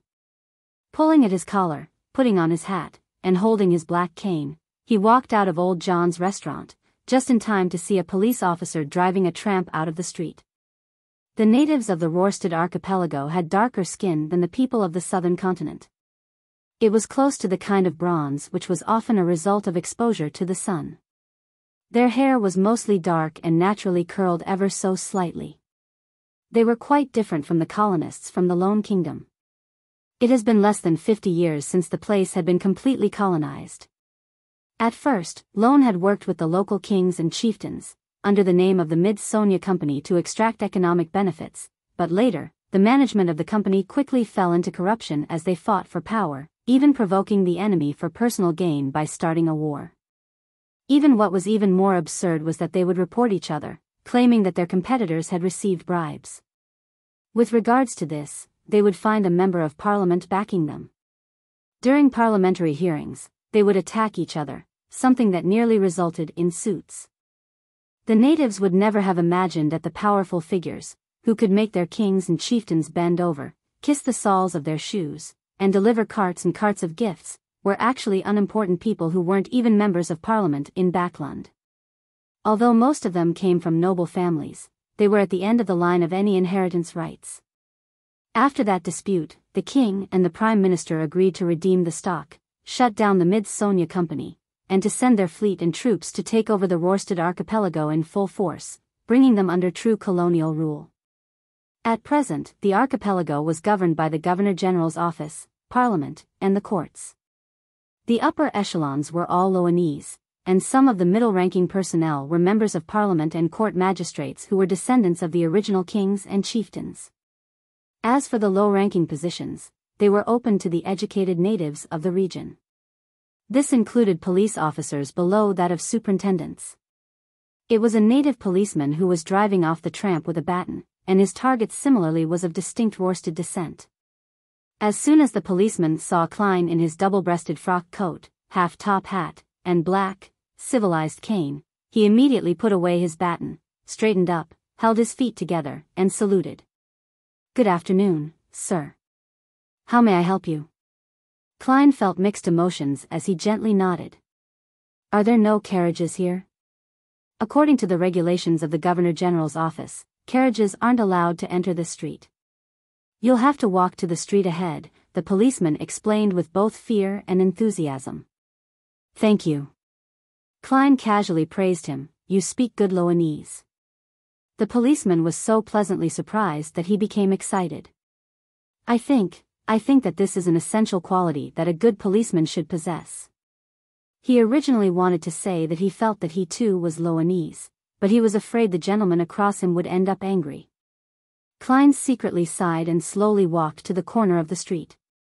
Along the way, he saw that the local style of clothing was very different from that of mainland cities such as Backland and Tingen. It was even different from ports such as Demir and Bansi, which had been colonized for more than 200 years. A decent man from Lone, dressed in a formal suit, wearing a top hat and a tie, and holding onto a civilized cane. This made the people around him subservient, afraid to look him in the eye or touch him. The rest of the natives or mixed bloods liked matching a thick jacket with baggy pants, along with a cap from the mainland. They didn't like black, and they preferred the colors, brown, tawny, and light gray. To Klein, this was indeed a little strange, but it also gave him a feeling of coming to a foreign country. Of course, the natives of higher standing and those of mixed blood also mimicked the dressing style of Lone, believing that this was a sign of civilization. 2 p.m., Swordfish Bar, an accepted gathering spot for adventurers. There weren't many customers, so Klein easily made his way through the tables to the bar. He discovered that what was different from the other places was that there were 3 blackboards on the side of the bar that were supported by wooden shelves. Sitting on them were yellowing notices in white, with a variety of content, strange and varied. Some were hiring bodyguards, some were seeking help in finding people, some were investigating the situation on a particular island, and some were offering a high reward for the head of a particular pirate, while others claimed that they had obtained a treasure map and wanted to form a team. In short, the affairs that had been divided up between the private detectives and security companies in the Lone Kingdom still belonged to the adventurers here. A glass of Zarhar. Klein tapped the surface of the bar counter. It was a local malt beer, cheap and tasty, with a unique taste. It was loved by adventurers, something Klein had learned from blazing Danitz. 3 pence. The bartender casually glanced at the customer, not showing any change in his attitude because of the stranger's unfamiliar face. With a beer in hand, Klein sat in a high chair in front of the bar, sipping bit by bit as he quietly listened to the drinkers around him. Through their conversations, he searched for a worthy target. After nearly an hour, when the number of people in the bar increased, Klein finally heard something that might be useful. His spirit was jolted and he became increasingly focused. There were 4 people sitting at the table less than 3 meters away from him. They were feeling sorry for a man named Went. I always thought Went was out at sea. I didn't expect him to be at home. He's very sick. Sigh, if I had knocked on his door 2 days earlier, he wouldn't have died. You don't know how terrifying the room was.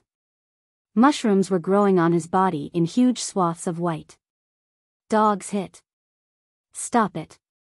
Can't you see I'm eating sausages? Yes, yes, yes. Went's room was filled with bugs, moths, flies, butterflies, bees, and cockroaches. Holy Lord of Storms, I couldn't believe this was a place where a human can live. Even the police who came later were stunned. As the conversation passed into his ears, Klein slightly frowned, feeling that Went's death wasn't normal. Within a few days of his death, his corpse was already filled with mushrooms, and insects were crawling all over the room. Something Beyonder related? With such an anomaly, the police would definitely report the matter to the mandated Punisher team. It sounds like it happened 3 or 4 days ago. The things that needed to be taken care of should have been dealt with already. Klein seriously considered whether he should pay a visit to take a look. At the very least, the man called Went was a lone adventurer in Biyao. None of his peers wished to help him transmit the news of his death. After listening for a long time, he gained a rough idea of where the place Went rented was. It was at the nearby 47 Blackhorn Street. Having finished drinking the last drop of the Zarhar beer, Klein put on his hat, left the bar, and headed for the apartment. After entering the door, he half closed his eyes and murmured to himself, "The room that recently had someone die in." He repeated the statement 7 times in a row, used his cane to quickly and easily arrive outside the room where Went used to live. It hadn't been rented out yet, and the anomaly inside had already been dealt with. There seemed to be nothing wrong with it. Klein put away the note he had used to open the door, locked the door behind him, and walked around carefully. After confirming the situation, he took out extract, essential oils, herbs, powders, and special candles, and he quickly set up a spirit-channeling ritual in front of the bed. Although it had been several days, making it only possible for him to obtain the most superficial, disjointed, and remnant bits of information, Klein thought that it was better to have some than nothing. Without a doubt, he prayed to himself and entered the space above the gray fog. He responded and gave himself the power to channel the spirit. The flame of the candle suddenly soared, tinged with a ghostly blue as it swayed. Klein only felt everything fall silent, as if he had entered a realm that didn't belong to reality. His pupils were completely black, and even the whites of his eyes had been expelled. He no longer needed to use the technique of dream divination. Having advanced to faceless, with the help of the gray fog that made an initial entry into the real world, he was able to directly see the lingering spirituality of Went, a will that refused to dissipate. There were 3 scenes. One was of a tall, thin, dark, curly-haired, sharp-featured Went coming to the body of a discarded corpse, astonished to see a glimmer from it before it condensed into a green gem filled with an aura of vitality. The second scene was of Went lying on his bed with his eyes closed, his mouth slightly open. His skin was covered with mushrooms of all kinds, the surrounding cockroaches and moths piled on top of each other, and on his chest, a silver necklace embedded with the same green gem from before. The third scene was of a pretty girl with flaxen-colored hair sitting at the edge of the sea with her eyes slightly moist. Lingering around her was Wen's reluctant voice. Rain, I'm about to die. I'm really regretful that I never told you that I love you. I want you to marry me. The picture shattered, and the spirit channeling came to an end. Klein looked around and saw that the house was still dark and gloomy. This fellow is truly unlucky. Klein shook his head and sighed. He already had a rough idea of the cause of Wen's death, his random act of picking up something. The vast majority of Beyonders didn't know about the law of Beyonder characteristics conservation and indestructibility, and they had never thought that the deceased of their kind would be able to release a characteristic that could become an ingredient. As this process was relatively slow, it was easy for them to be missed. Therefore, after killing a Beyonder, they would usually search the corpse and throw it away, making passers-by like Went to luck out or some other creatures at the bottom of the sea or in the wilderness. Went didn't know that it was a Beyonder characteristic, and he had thought it to be a magical gem. Thus, he made a necklace and kept it close to his body. Slowly, he was corrupted by the influence and died in agony. Chapter 523, Cooperation. By the time he left 47 Blackhorn Street, Klein had figured out Went's general situation. He had disguised himself as a police officer and learned from Went's neighbors. Simeem Island, the island at the farthest end of the Rorsted Archipelago. From Biyao, it'll take 4 to 5 hours to get there by liner, and there are only 2 trips a day, at 9 a.m. and 10 a.m., respectively. Went's parents are long dead and he has no relatives. The only person involved is a girl he just can't forget, Rain. She's the perfect target for my first performance of acting as someone else. But just thinking about how I need to confess on Went's behalf, it feels so awkward. If the girl agrees. Damn, how am I supposed to wrap things up? Klein thought with a troubled expression. He tried to recall the novels he had read and the movies and TV dramas he had watched, hoping for the most perfect solution. Soon, he had a general idea of what to do, stabilizing his mood in the process. His thoughts began to drift towards the matter regarding Steel Mavati. I hope Miss Magician will get a radio transceiver as soon as possible. Klein sighed silently and got onto a rental carriage. Backlund, Sherwood Borough. Furs opened a letter Zio had brought back. It came from the science fiction novelist, Avil, who was pleased to share with Ma'am Walt the future development and applications of radio technology. Furs directly skipped over the beginning and middle content, her eyes sweeping over to the end. He introduced 3 types, with detailed addresses and approximate prices. The most expensive is just £12. Furs nodded slightly, feeling that this wasn't a very important business transaction. She suddenly felt her self-esteem was a little inflated. Perhaps because she had seen so many hundreds and thousands of pounds transactions in the Tarot Club, she no longer paid much notice to anything in the range of £10. Mr. World has the resources and finances. In the future, I might need to buy items from him or sell things I don't need. Yes, I'll just add postage, my transportation costs, and the price of the materials expended for the ritual to the original price. Furs made up her mind quickly, and she subconsciously looked out of the window. Backlund was still gloomy and dark, with a light drizzle pattering down. However, the fog wasn't as thick as it was before. I wonder when I'll receive the Spirit Eater's stomach pouch from the sun. Furs couldn't wait to advance. In the Berg household in the City of Silver. Having already prepared the Spirit Eater's stomach pouch and the materials Mr. Hanged Man wished to acquire, Derek was in no hurry to sacrifice them to Mr. Fool. He planned to wait a little longer, until the chief was leading an expedition team or was presiding over a particular sacrificial ritual, before making an attempt. This is the safest and most reliable way. Yes, be careful, be cautious. Derek reminded himself before flipping open the Giant King's Court, Book of Blackrock, hand-copied edition. Recently, he had been reading this ancient tome. From it, he was able to understand some of the faces of the Giant King's Court from ancient times. According to the ancient tome, it was a court of God. Time seemed to have frozen there, as though it was suspended in eternal dusk. All the buildings were extremely grand and magnificent, even reaching into the clouds. Humans who walked inside were exceptionally small, and they revered the owner of this scene from the bottom of their hearts. Backlund, Hillston Borough, Waymandy's house. After listening to an explanation, Emlyn White combed his hair with his hand and intentionally asked, "Lord Baron, I forgot where I heard it from, but there was a very famous city named the City of Silver during the Second Epoch or in the early half of the Third Epoch." Waymandy was a vampire baron whose age exceeded 200 years. He didn't look old, and he instead looked like a mature gentleman in his early 30s.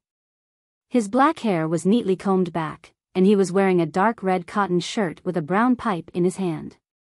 As he enjoyed the warmth of the fireplace, he said thoughtfully, "No, at least in my memory, there's no City of Silver before the Cataclysm."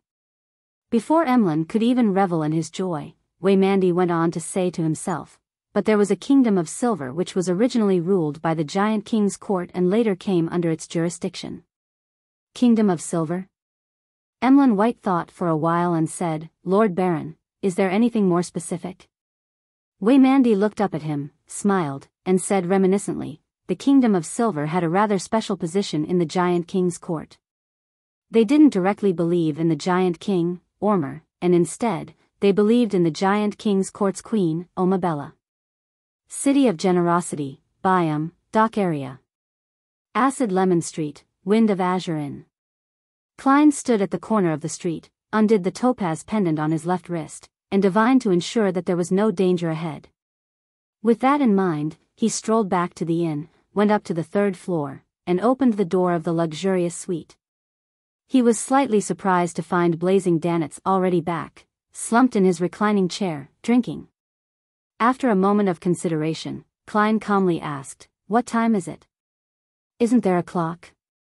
Danitz muttered. He looked at the wall opposite him and read out the time.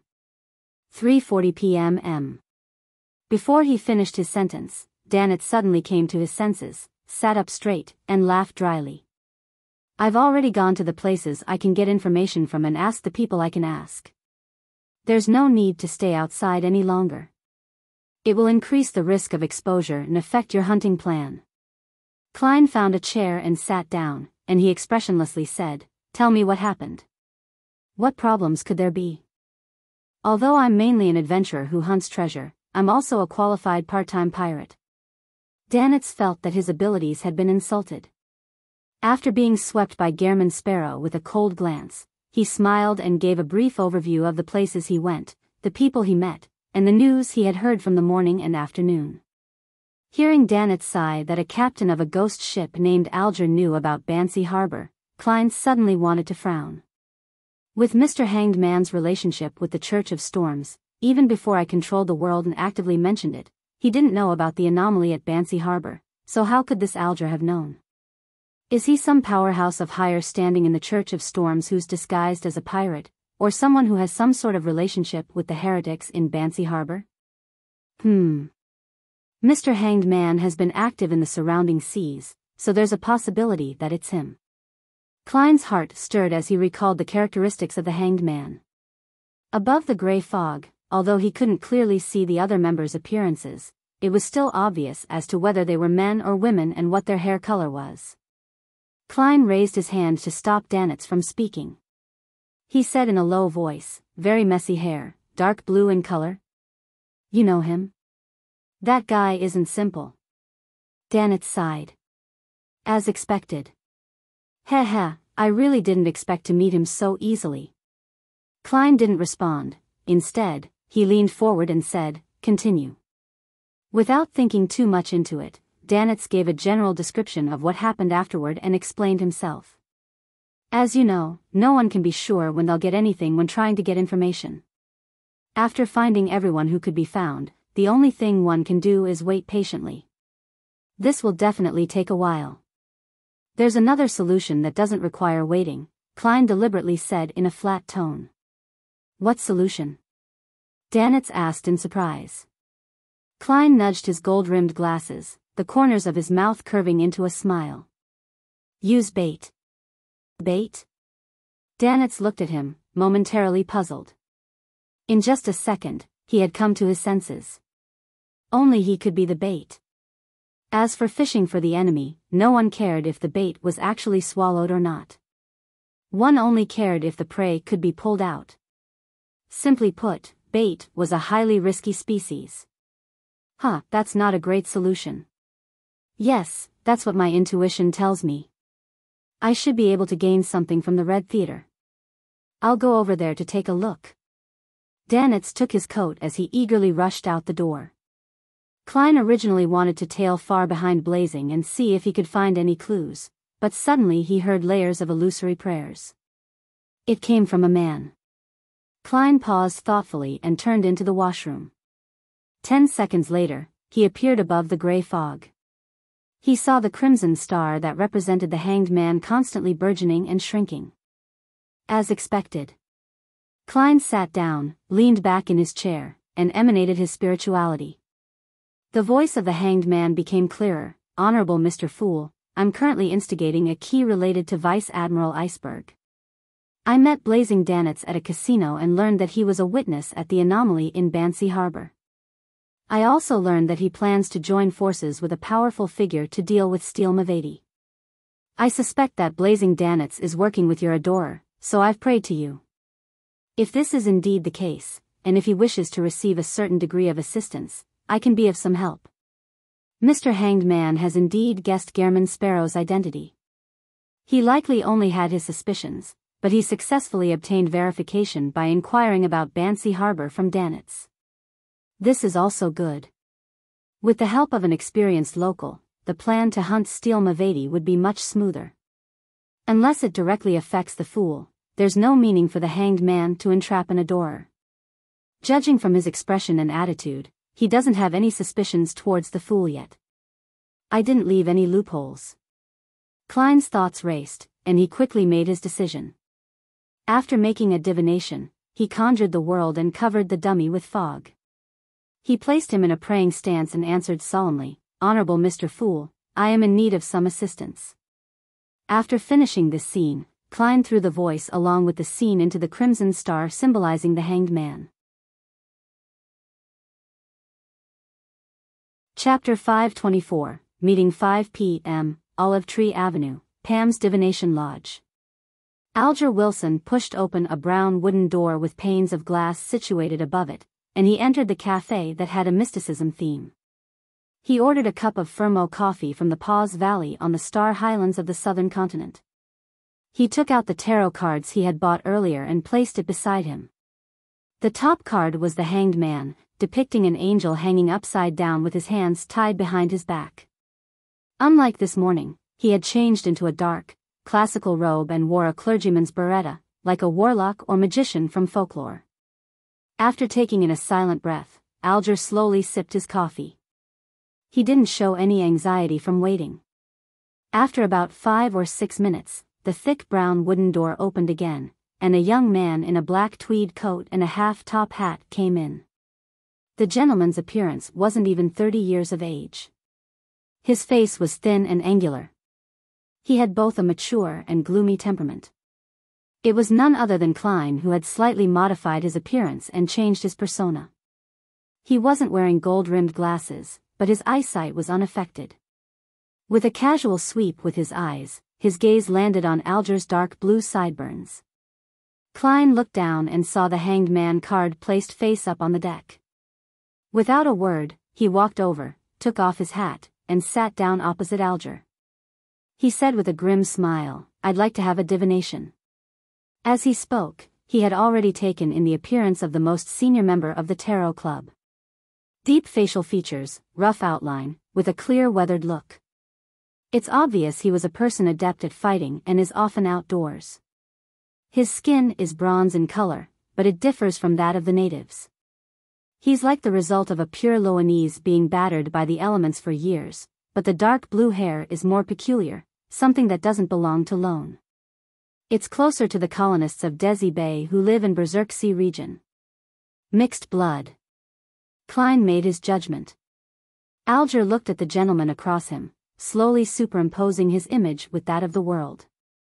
Then, he pushed out the tarot card and said in a low voice, This requires you to shuffle and cut your own cards. Klein reached out and picked them up, spreading them fully to take them in. Following that, he gathered them together and did a reshuffle. He cut the cards continuously, took out 3 cards, and placed them in an arrangement of past, present, and future. Klein slowly leaned back, but he turned over the middle tarot card with his right hand. It showed a naked woman wearing only a purple silk scarf, surrounded by a green wreath like a door. This was the world, number 21. Number 22 returned to 0, symbolizing the Fool. How should I interpret this? Klein asked deliberately. Although the Hanged Man hadn't explicitly mentioned that the world was the adorer of the Fool, Klein didn't think it was necessary to hope otherwise. He felt that being honest about it aided in establishing his image. If Alger hadn't guessed it, then it was an act of being open and confident. If Alger already knew about the matter, it would make the world appear at ease, as if everything was within his grasp. He knows I know. He already believes that I've guessed it before raising the topic above the gray fog. Impressive. Alger's heart skipped a beat as he replied at a moderate pace, it's inverted. It means that things will fail due to a lack of preparation. What kind of preparations are needed? Klein thoughtfully nodded and asked. Alger took back all the tarot cards apart from the world and skillfully reshuffled and cut the cards. Then, he flipped open the top card. It was the Hierophant. Alger's voice remained deep and low. You need advice. You need the help of faith and religion to avoid going down the wrong path. Without waiting for Klein to speak, he followed the sequence and turned over the second card. On it was the moon which overlooked the land. You will be confused, you will be exhausted, and you will be wandering in your dreams, but this is only temporary. Next, Alger handed over a third tarot card. It was the sun, everything shall pass, and the light will shine upon the land. He spoke like a charlatan. Klein remained silent for a few seconds, then seemingly asked for confirmation. Church, dream, sun? A hint of a smile spread across Alger's face. He nodded slightly and said, that's right. He had hidden hints for the follow-up plan during the tarot divination. In fact, in a situation where he had no skin in the matter and wasn't even noticed, there was no need to be so tactful. He could have described things in detail directly, but Alger felt that he still needed to test out an adorer like the world. He wanted to know if he was smart enough, rather than relying on his strength. If their intelligence were on the same level, Alger felt that they could cooperate more in the future. There was no need to talk too much between smart people. On the contrary, he would try to not involve the world in his own affairs. He would only ask for help when he needed a helper, unless Mr. Fool had other orders. Now, the world's response and previous performances had confirmed that he was sly, vicious, and experienced. I'm a tarot card expert. On such matters, Mr. Hanged Man, you're just a rookie. Klein secretly laughed, belittling him inwardly. The message hidden in the Hanged Man's interpretation was very simple. The Hierophant meant that he wanted to inform the Church of Storms about blazing Danets and Steel Mavedi, and then use the power of the mandated punishers to divide the enemy and reap the benefits. This was something Klein often used, so there was no difficulty in understanding. The moon and the sun cards which followed were a reminder and warning from the Hanged Man. Since the mandated punishers were involved, a certain amount of caution had to be taken. According to Alger's experience, his colleagues in Biyao would definitely use a sealed artifact that could force many people within its range to fall into a dream, when dealing with similar issues. Mavedi's characteristic meant that there had to be a specific item in the sun domain which targeted him. I'm immune to dreams, so I'm not afraid of the sun. Klein reached out his hand and half-turned the inverted the world card, turning it into its proper position, meaning that this plan was feasible and that he would make preparations. Alger raised his head and took a deep breath. The master here specializes in aromatherapy. She can use the fragrances of different essential oils, extract, incense, and flower essence to treat corresponding emotional problems and pacify the restless mind. Do you want to try it? Using the contact point at Amiris Avenue? Klein smiled in response. Okay. The two of them looked at each other as they remained motionless. They stopped talking about the aromatherapy anymore as both of them already had everything laid out. Klein didn't stay any longer than necessary. He took out his pocket watch, looked at it, and slowly stood up. Alger wiped away his smile, pressed his hand to his chest, and slightly bowed. Let us praise God. All divination outcomes come from His revelation. Oh, you even know how to express your loyalty. Klein tried to hold back his laughter as he replied seriously, imitating Alger, let us praise God. He took 2 steps away, then suddenly stopped and looked back at Alger, chuckling as he put on his hat. Frankly, you aren't suitable for that type of attire. Ah. Alger couldn't keep up with Mr. World's train of thought. When Klein had left the themed coffee shop, Alger retracted his gaze and looked at the mirror in the corner and took a good look at himself. Initially, he didn't think there was anything wrong wearing that. However, after the World's remark, he found it more inconsistent the more he looked at himself. Finally, he understood why he had said that. A fellow, who looked boorish and hardened, one appearing capable of summoning 100 sailors at any time to beat up his opponent or bringing out an axe and chopping them into pieces, really shouldn't be wearing such a mysterious classical warlock robe. It made his bearing somewhat abnormal. Cathedral of Waves. Alger, who had changed back into his original clothes, kept a low profile and followed the worshippers into the hall. He took advantage of the act of making a confession in order to meet the bishop, Chogo, through the priest in charge. After saluting, he went straight to the point. I met Blazing Danitz, who claims that the key that Vice Admiral Iceberg possesses has nothing to do with Death's treasure and that they are even willing to sell it. He entrusted me with a mission to take note of Steele Mavadi's whereabouts. Apparently, he was injured by this second mate of the Admiral of Blood, and is in a rush to escape from his pursuit. Your Excellency, I wish to leak this news, making Steele Mavadi and his subordinates successful in cornering Blazing Danitz. And I wish to use this opportunity to capture them all or execute them on the spot. This will be able to effectively keep the arrogance of the pirates in check. Chogo revealed a look of approbation. Very good. The way you do things is better than I expected. Alger replied with a look of humility, this all stems from the Lord's guidance, and also from your teachings. In the evening, I'll find a suitable target to leak this news to. If I come to pray again, it will indicate that Steele Mavadi temporarily isn't taking action. If I do not appear, it means that I might be restrained by him or his subordinates to prevent any news from leaking. This means that they have fallen for the trap. After giving details of the location and other matters, Alger returned to the confessional and left as usual. 7:15 p.m. Amiris Leaf Bar. Alger, wearing a pair of baggy pants and a head towel wrapped around his dark blue hair, stood by a boxing ring and held a glass of Landy Proof in his hand. With a mocking expression on his face, he looked at the 2 contestants with bruises all over. Soon, he noticed his target had entered the room and was heading straight for the bar counter. After a while, he sat down next to the thin man and said with a chuckle, I heard that Steele has arrived in Biyao. The man tilted his head in alarm and replied with a fake smile, why don't I know about it? Is that so? It looks like Blazing fooled me. Alger smacked the bar counter and drank a mouthful of alcohol. Blazing. Danitz, the man's eyes lit up as he asked hesitantly. Yes, that's him. Alger gritted his teeth. I met him this morning at the Gold Coin Casino.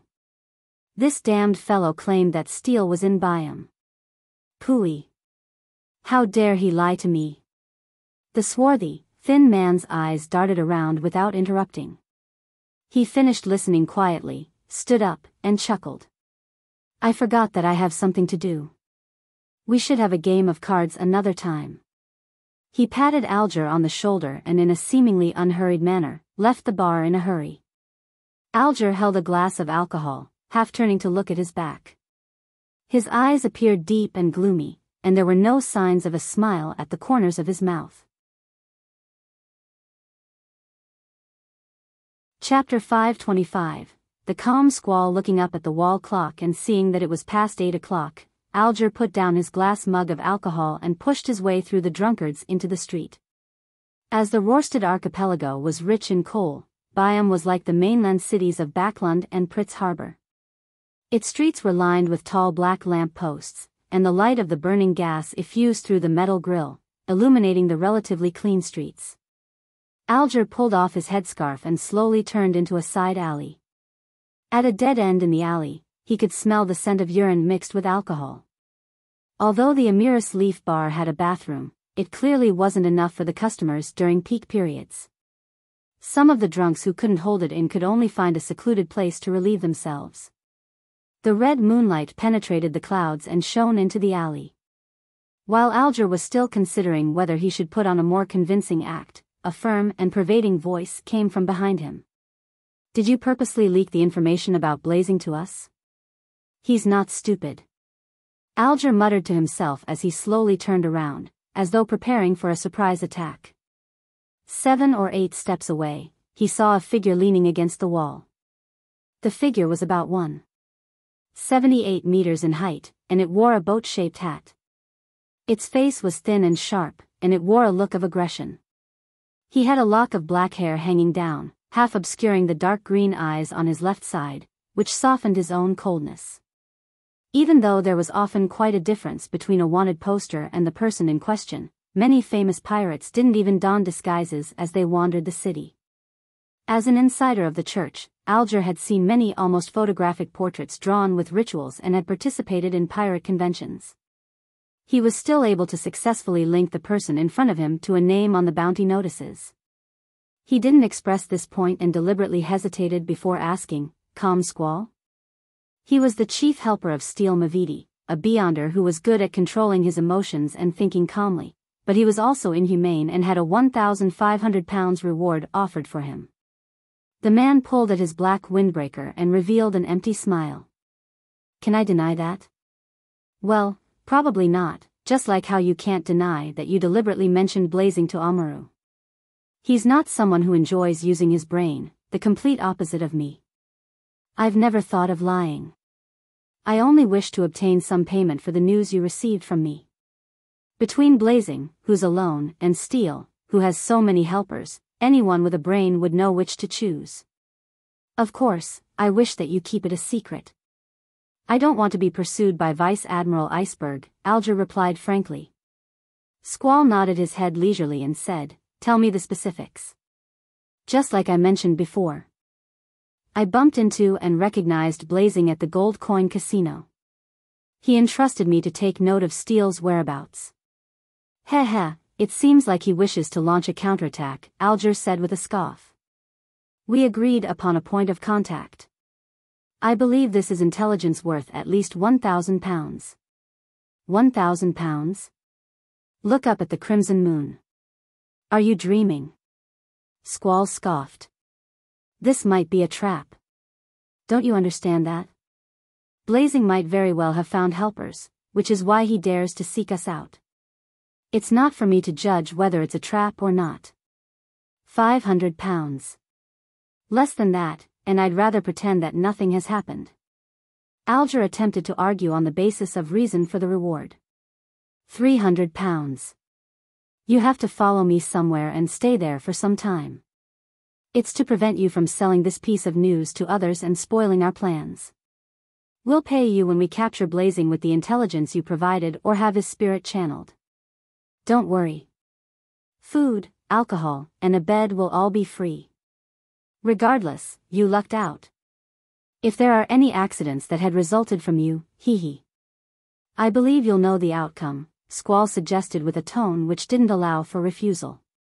Sure enough, just as I expected, with my background being unknown, and with me not being too dangerous, the possibility of them choosing temporary detention is much higher than silencing me.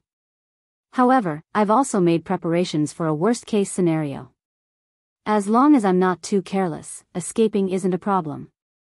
Alger deliberately acted like he was in a dilemma as he said, "No more than 2 days, or my crew will leave with my ship. I'll inform them if it exceeds 2 days." At some point in time, a sharp scalpel had appeared in Squall's palm, and he was making it jump and spin like an acrobat. After Alger described in detail the point of contact at 15 Emiris Avenue and the corresponding communication methods, Squall didn't speak further. He turned around and led Alger as they turned at every corner, and they arrived at an unknown street before entering a nondescript house. Long time no see, blue-haired captain of a ghost ship. The door was opened by an old man with hair that had more white than black. He was dressed as a local and wore a pair of baggy pantaloons. Old Quinn. You really are the intelligence officer of the Admiral of Blood, Alger deliberately said in astonishment. Old Quinn chuckled and said, there's always some truth to rumors. What you imagine to be fake might very well be real. He didn't switch on the gas wall light, but he carried a silver candle lamp in his hand as he guided Alger and Squall through the dark hall into a spacious, windowless basement. You'll stay here for a while. My friends and I will be in charge of watching you and also provide you with alcohol and food, Old Quinn said with a laugh. To show our sincerity, we're not going to disarm you. All right. Alger took the initiative to walk to the low bed in the basement. Old Quinn closed the heavy stone door and locked it behind him. Squall didn't linger on, but hurried away, checking repeatedly to see if he was being followed. After changing to a rental carriage, he came to a lone enclave in Biyao. It was also the residential area of the upper class. As he entered a garden bungalow, Squall saw Mavedi sitting on a sofa in the living room, waiting for him. The others were either lying, standing, or sitting in a semicircle, with puppets and zombies acting as guards around them. Steel's lips were thick, his skin swarthy. His hair was curled up like steel balls often seen in factories. Is the intel reliable? The muscles on his arms trembled, exuding vibes of tremendous strength. However, his entire being emanated a cold and sinister feeling, as if he wasn't a living creature. Squall nodded. He's a pirate captain who serves money. I've already detained him at Old Quinn's place. If there really is a problem, he definitely won't be able to leave that place alive. I think he knows this very well. At this point, Squall revealed a cold smile. However, we still have to be wary of any accidents. This might be a trap set up by Blazing. Do you have any ideas? Mavedi asked directly. The first thing he saw was a pirate lying on a couch. He was wearing a brown local tunic and twirling a yellowish-brown straw hat with his fingers. This was Mavedi's deputy of this round of operations. He was the captain of the 6th ship which was lost in the battle with Vice Admiral Dusk, Blood Brambles, Hendry. He had a bounty of 3,800 pounds. It's clear that Squall has a plan. Hendry used his straw hat to cover his pale face. Squall chuckled and said, didn't that adventurer, John Smith, send Mordor to join us undercover? Let's deliberately leak the news to him, making him think that we're still waiting for help and that we can only take action the day after tomorrow or 3 days later. Those bunch of greedy adventurers definitely wouldn't let Blazing off. They'll definitely fall over themselves for him. When the time comes, we can find a spot to watch the show. If there are any accidents, they'll be the ones bearing the brunt of things. If everything is successful, we can also cull them. All right. Steel Mavedi's eyeballs slightly moved, radiating intense bloodthirst. In the early hours of the morning, everything was ready. Blood Brambles Hendry brought a leather suitcase over, took out a peacock blue carpet, and slowly spread it out in front of him. There were many mysterious patterns on it that had a non-human flavor to it. Mavedi, Squall, and 2 other Beyonders, as well as 8 zombies and puppets, took their places on it. Hendry was the last to step in. Closing his eyes halfway, he recited a single word in Elvish, flight. The peacock blue carpet tightened suddenly and floated upwards, lifting everyone up from the ground and into the air as they flew towards Amiris Avenue. During this process, Hendry pulled out a black handkerchief and shook his wrist, turning it into the night sky which magically covered all their traces under the moonlight. In about 7 to 8 minutes, they arrived in the area around 20 Amiris Avenue. Diagonally across them was the targeted house. They didn't move forward. Instead, they let the flying carpet hover silently in front of the crown of a thick tree as they lay prone to observe the situation. Time passed, second by second, as Hendry steadied the mystical item. There were no signs of a lack of spirituality. The night slowly passed, and the horizon was suffused with a faint red glow.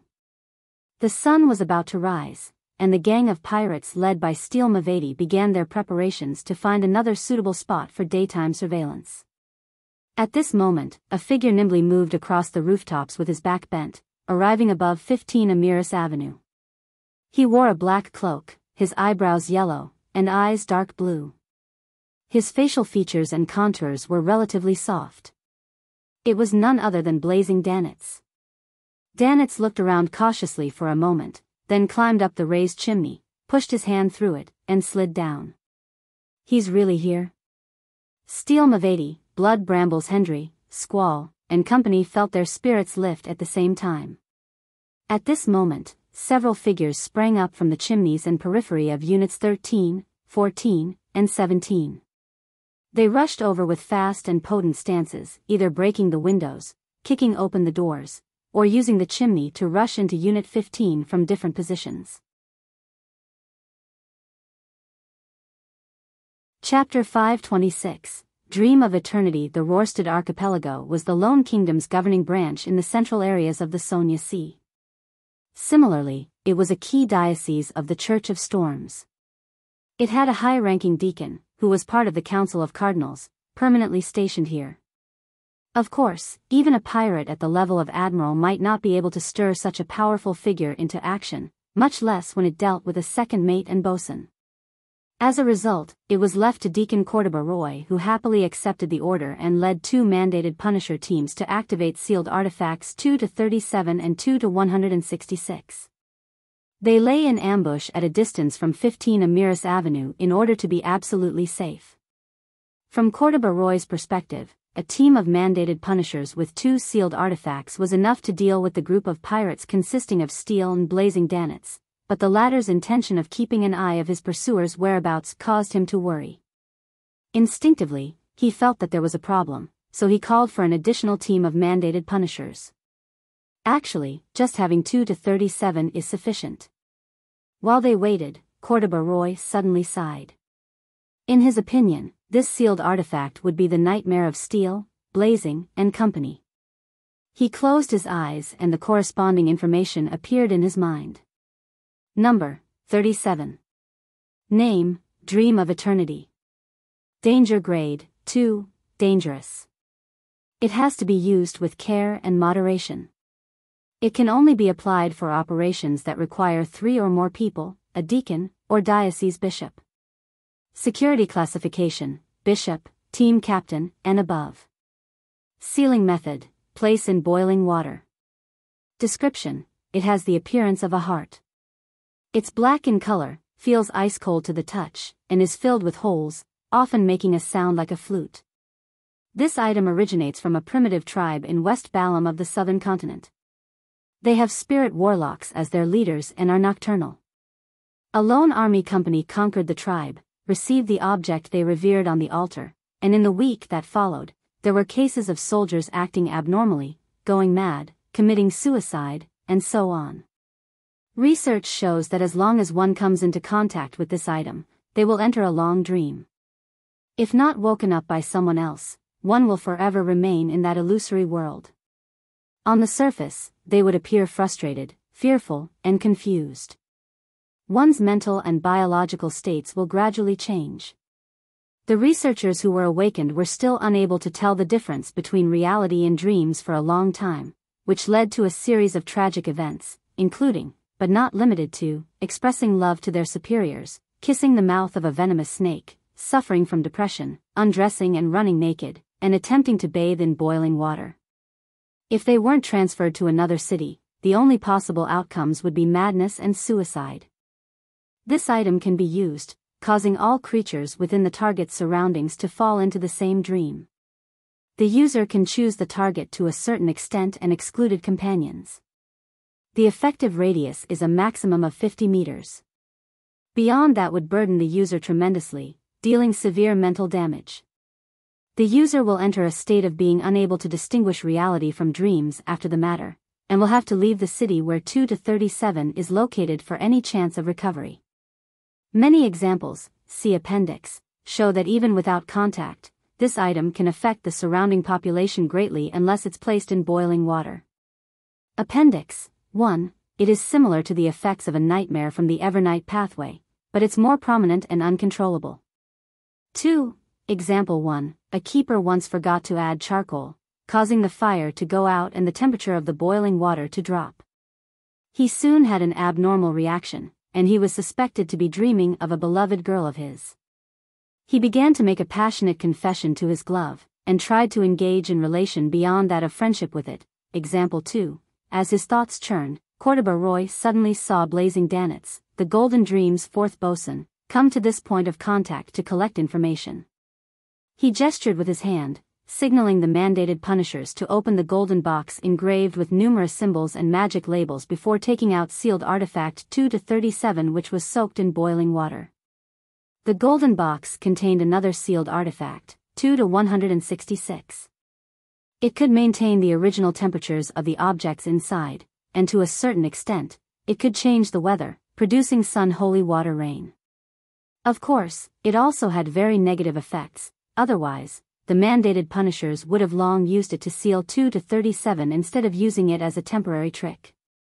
The most unacceptable negative effect was that no matter what object remained in prolonged contact with it, it would become infected with the characteristics of life, and it would also piously believe in the eternal blazing Sunday. Within the mandated punishers, a table had already appeared that sang praises of the eternal blazing sun every day, and there was a candle that wished to light itself every second to purify everything. In response, the irascible mandated punishers had turned the table into a pile of firewood, and they had lit it using the aforementioned candle. Seeing figures appear one by one and dashing towards 15 Amiris Avenue, Cordoba Roy didn't hesitate to press his right hand down, ordering the team member beside him to activate sealed artifact 2-37. An illusory fish scale immediately appeared on the surface of that member's palm, and he directly grabbed the sealed artifact that resembled a pitch-black heart, out of the boiling water. The melodious sound of a flute rang out, and dense darkness enveloped the house at 15 Amiris Avenue. The scene before adventurer John Smith remained the same. It was still the bare, unfurnished living room and the black-cloaked Blazing Danitz. He didn't appear like he was in a dream.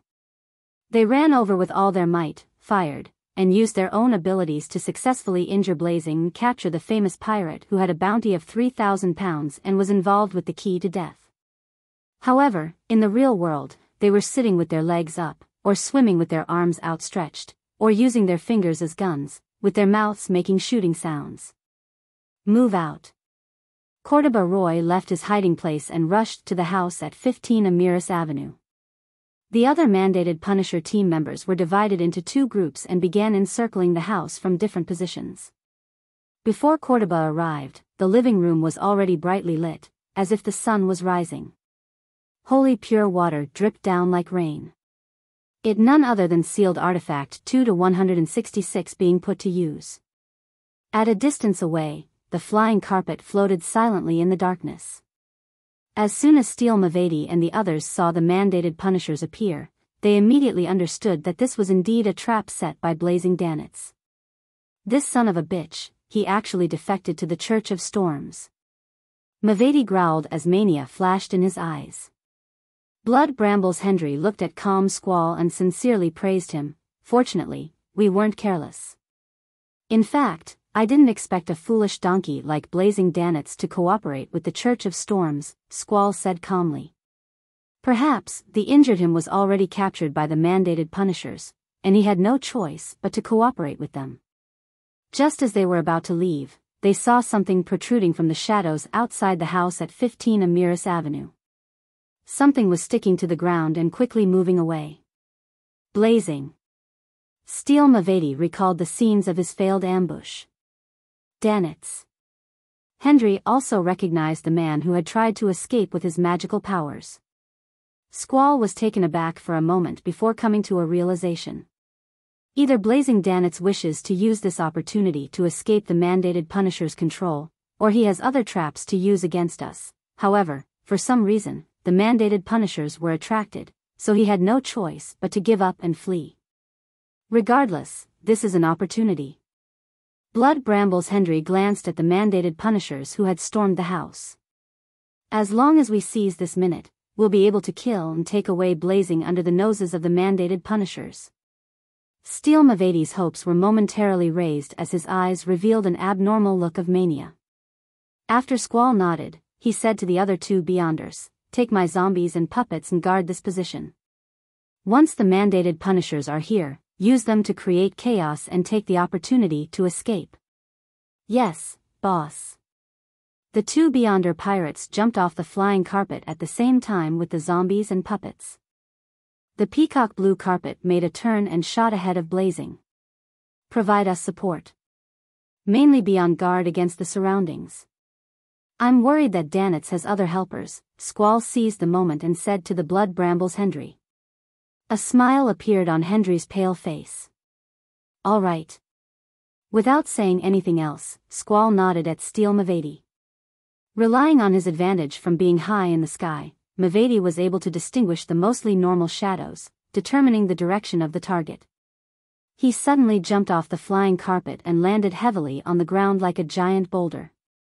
White frost condensed under his feet as a layer of cold and transparent ice quickly spread to the side. The black shadow was immediately frozen in the corner. With a crack, Blazing Danitz struggled to break free, growing out of the shadows. On the flying carpet, Hendry showed their good teamwork by dropping what he had long held in his hand. They were green leaves, flowers, and brambles. The leaves, petals, and brambles wildly grew in size or joined together, ensnaring Blazing Danitz, making him immobile. Squall took the opportunity to jump off the flying carpet and thrust a sharp scalpel in his right palm towards Danitz's neck. Splat! He held onto the handle of the scalpel with his right hand and circled around to the back of the target. Danitz's head fell off and his body quickly shrank, turning into a thin, tattered paper figurine. At the same time, Steel Mavadi felt an indescribable sense of hunger bearing down on him. It was like a terrifying monster hidden in the darkness, quietly watching him. No, it's not Blazing. Just as this thought flashed through his mind, an extremely compressed, incandescent fireball flew over from one of the rooftops, smashing towards his body. Steel Mavadi only made one movement, and that was to raise his arm in front of his body. Boom!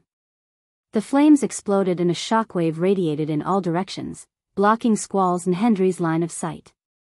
However, they weren't flustered at all, as they had the utmost confidence in Steel. Sure enough, Mavadi only suffered from having his clothes torn and his skin covered in white marks. Apart from that, he hadn't suffered any injuries at all. But at that moment, he suddenly saw a figure walking out of the roiling flames in the sky. It was clearly a black cloak belonging to Blazing Danitz, but it had neatly combed black hair, dark, emotionless eyes, and a thin, cold face. The Danitz from before had always been Faceless Klein, Gehrman Sparrow, who had always been prepared for the hunt. Chapter 527, A quick battle. Just as he leaped out of the flames, the 2 points of light in the eyes of Klein, who wore golden gloves on his left hand, enlarged in size and changed from dark to bright, as if they were lightning that suddenly cut across the sky. After distracting Steel Mavadi and company's attention with paper figurine substitutes, he had activated Creeping Hunger and switched to the interrogator's soul. He planned on using the psychic piercing Beyonder power. Ah! Steel Mavadi suddenly cried out miserably. It was as if someone had stabbed a knife into his head, stirring his grayish-white brain. A feeling of pain came from the depths of his soul, instantly occupying his mind.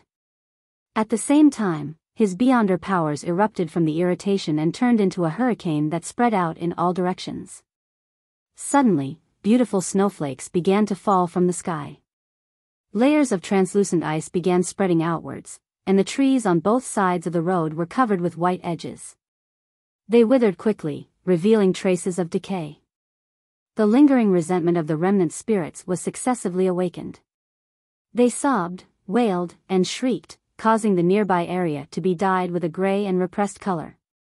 Klein naturally descended from the sky, his left glove shining like the sun. He opened his arms and leaned back as if embracing something.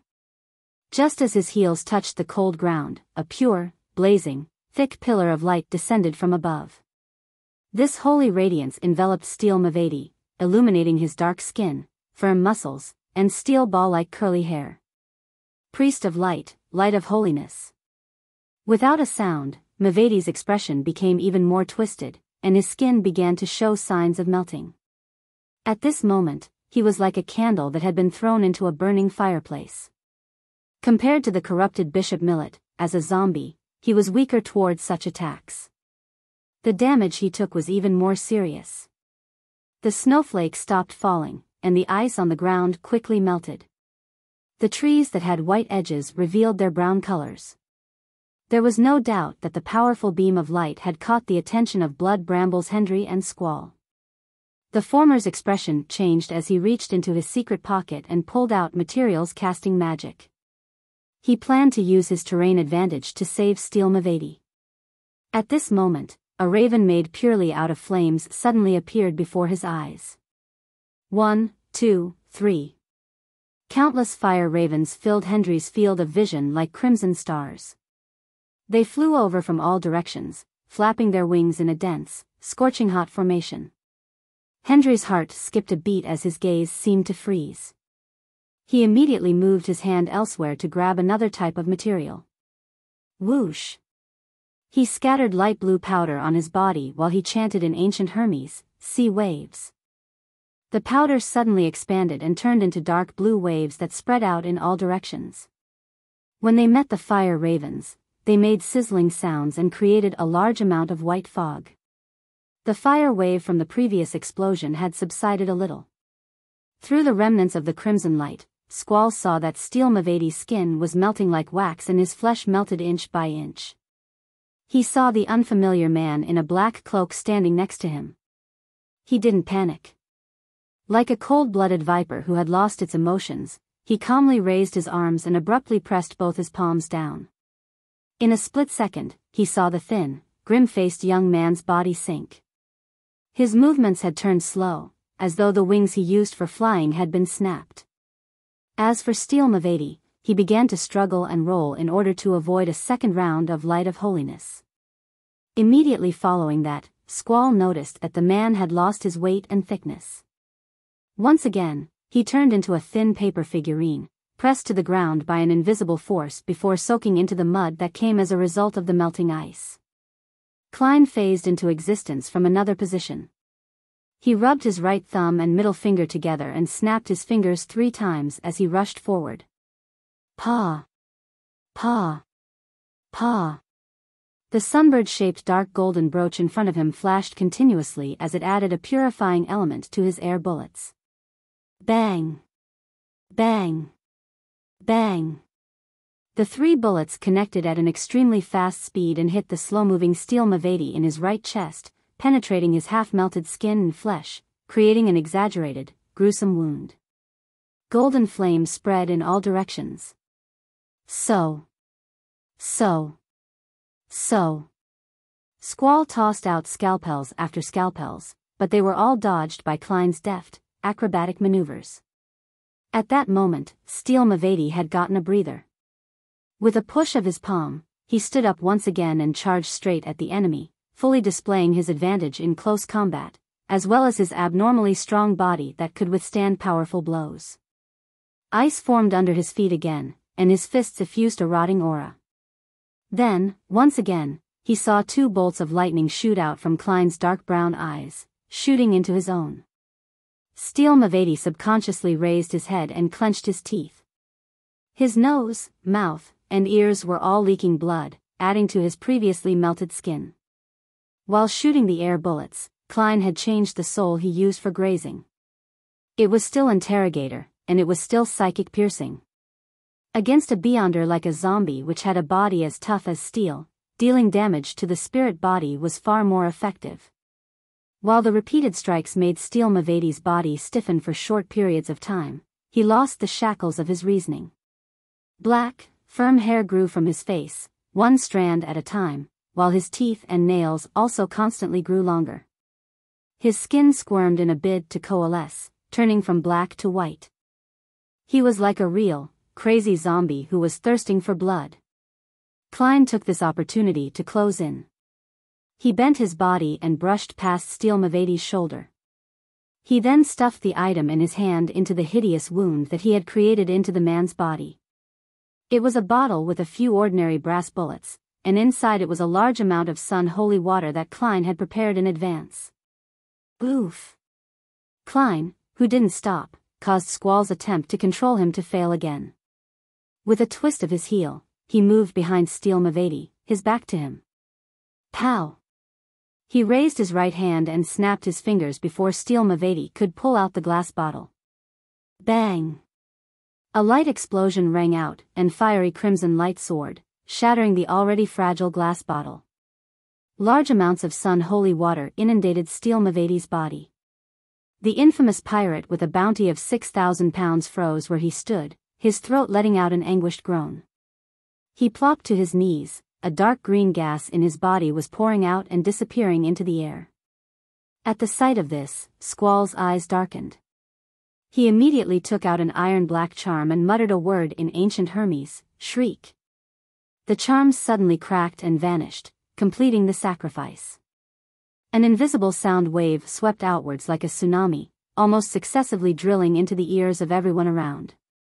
Klein's mind buzzed, the tip of his nose cold. Blood oozed out, and Blood Brambles Hendry on the flying carpet was in an even more miserable state.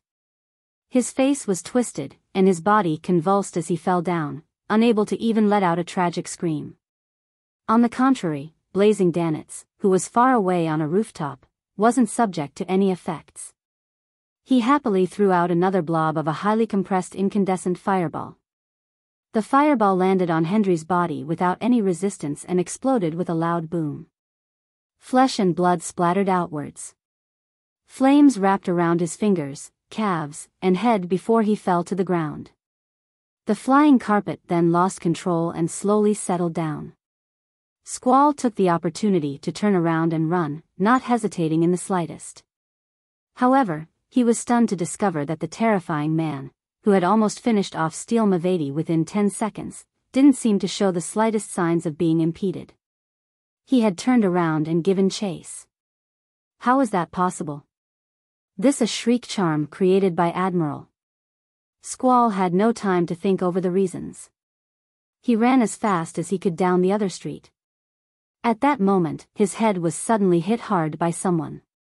A tearing pain made his whole body spasm. The lightning in Klein's eyes faded as he raised his right hand and snapped his fingers once more. Bang! An air bullet crossed the distance of about 10 meters and accurately drilled into the back of Squall's head. Squall didn't have the non-human endurance that Steel had. His vision immediately blackened, and he slowly fell to the ground. Klein caught up with him in a few steps, reached out his left hand, and let the jubilant creeping hunger enjoy the meal. I have heard the voice of the true creator before, and I've experienced Mr. Door's call for help. I have great resistance in this aspect, and I can even quickly recover from the shrieking of a wraith, let alone a mere charm. Klein muttered silently to himself as he watched Squall's body be reduced to flesh and blood and plunge into the open mouth of creeping hunger.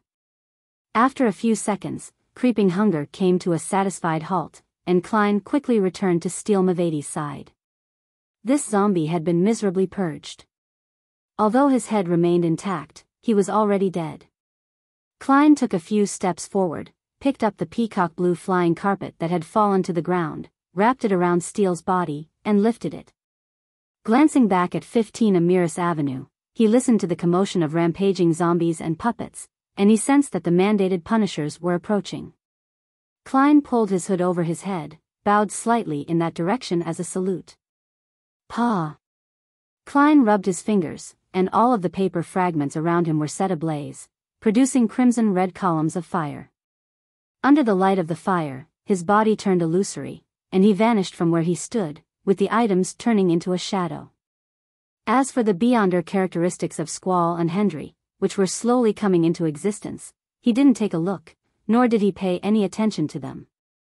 Greed would cause him to fall into unnecessary danger. Besides, the harvest he had reaped now was already sufficient.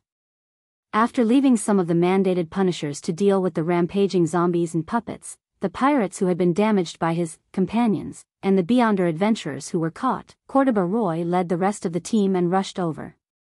However, all they saw were scattered corpses, scalpels, and withered trees on the streets. They could distinguish the receding aura of the sun, as well as the evil sensation that came from the depths of flesh and blood. Chapter 528, Grazing. It was early in the morning, and the sky had just brightened up slightly. Most of the alleys were dark and quiet. With the aid of Danet's cloak, Klein blended into the shadows and quickly moved about. He felt as if his surroundings were grayish-black and transparent, with reality being blurred. All sounds seemed to come from the depths of the starry sky, empty and distant. After staying as far away from Amiris Avenue as possible, he acquired his bearings and grew out from the shadows. He appeared in an empty alley filled with broken stones. Klein's hands shook, throwing Steel Mavadi's peacock blue flying carpet out in front of him. He wanted to finish the grazing before Mavadi's spirit body began dissipating. Throwing away the flying carpet, he took a step forward, stretched out his left hand, and extended his 5 fingers, aiming from above at the corpse that was still warm.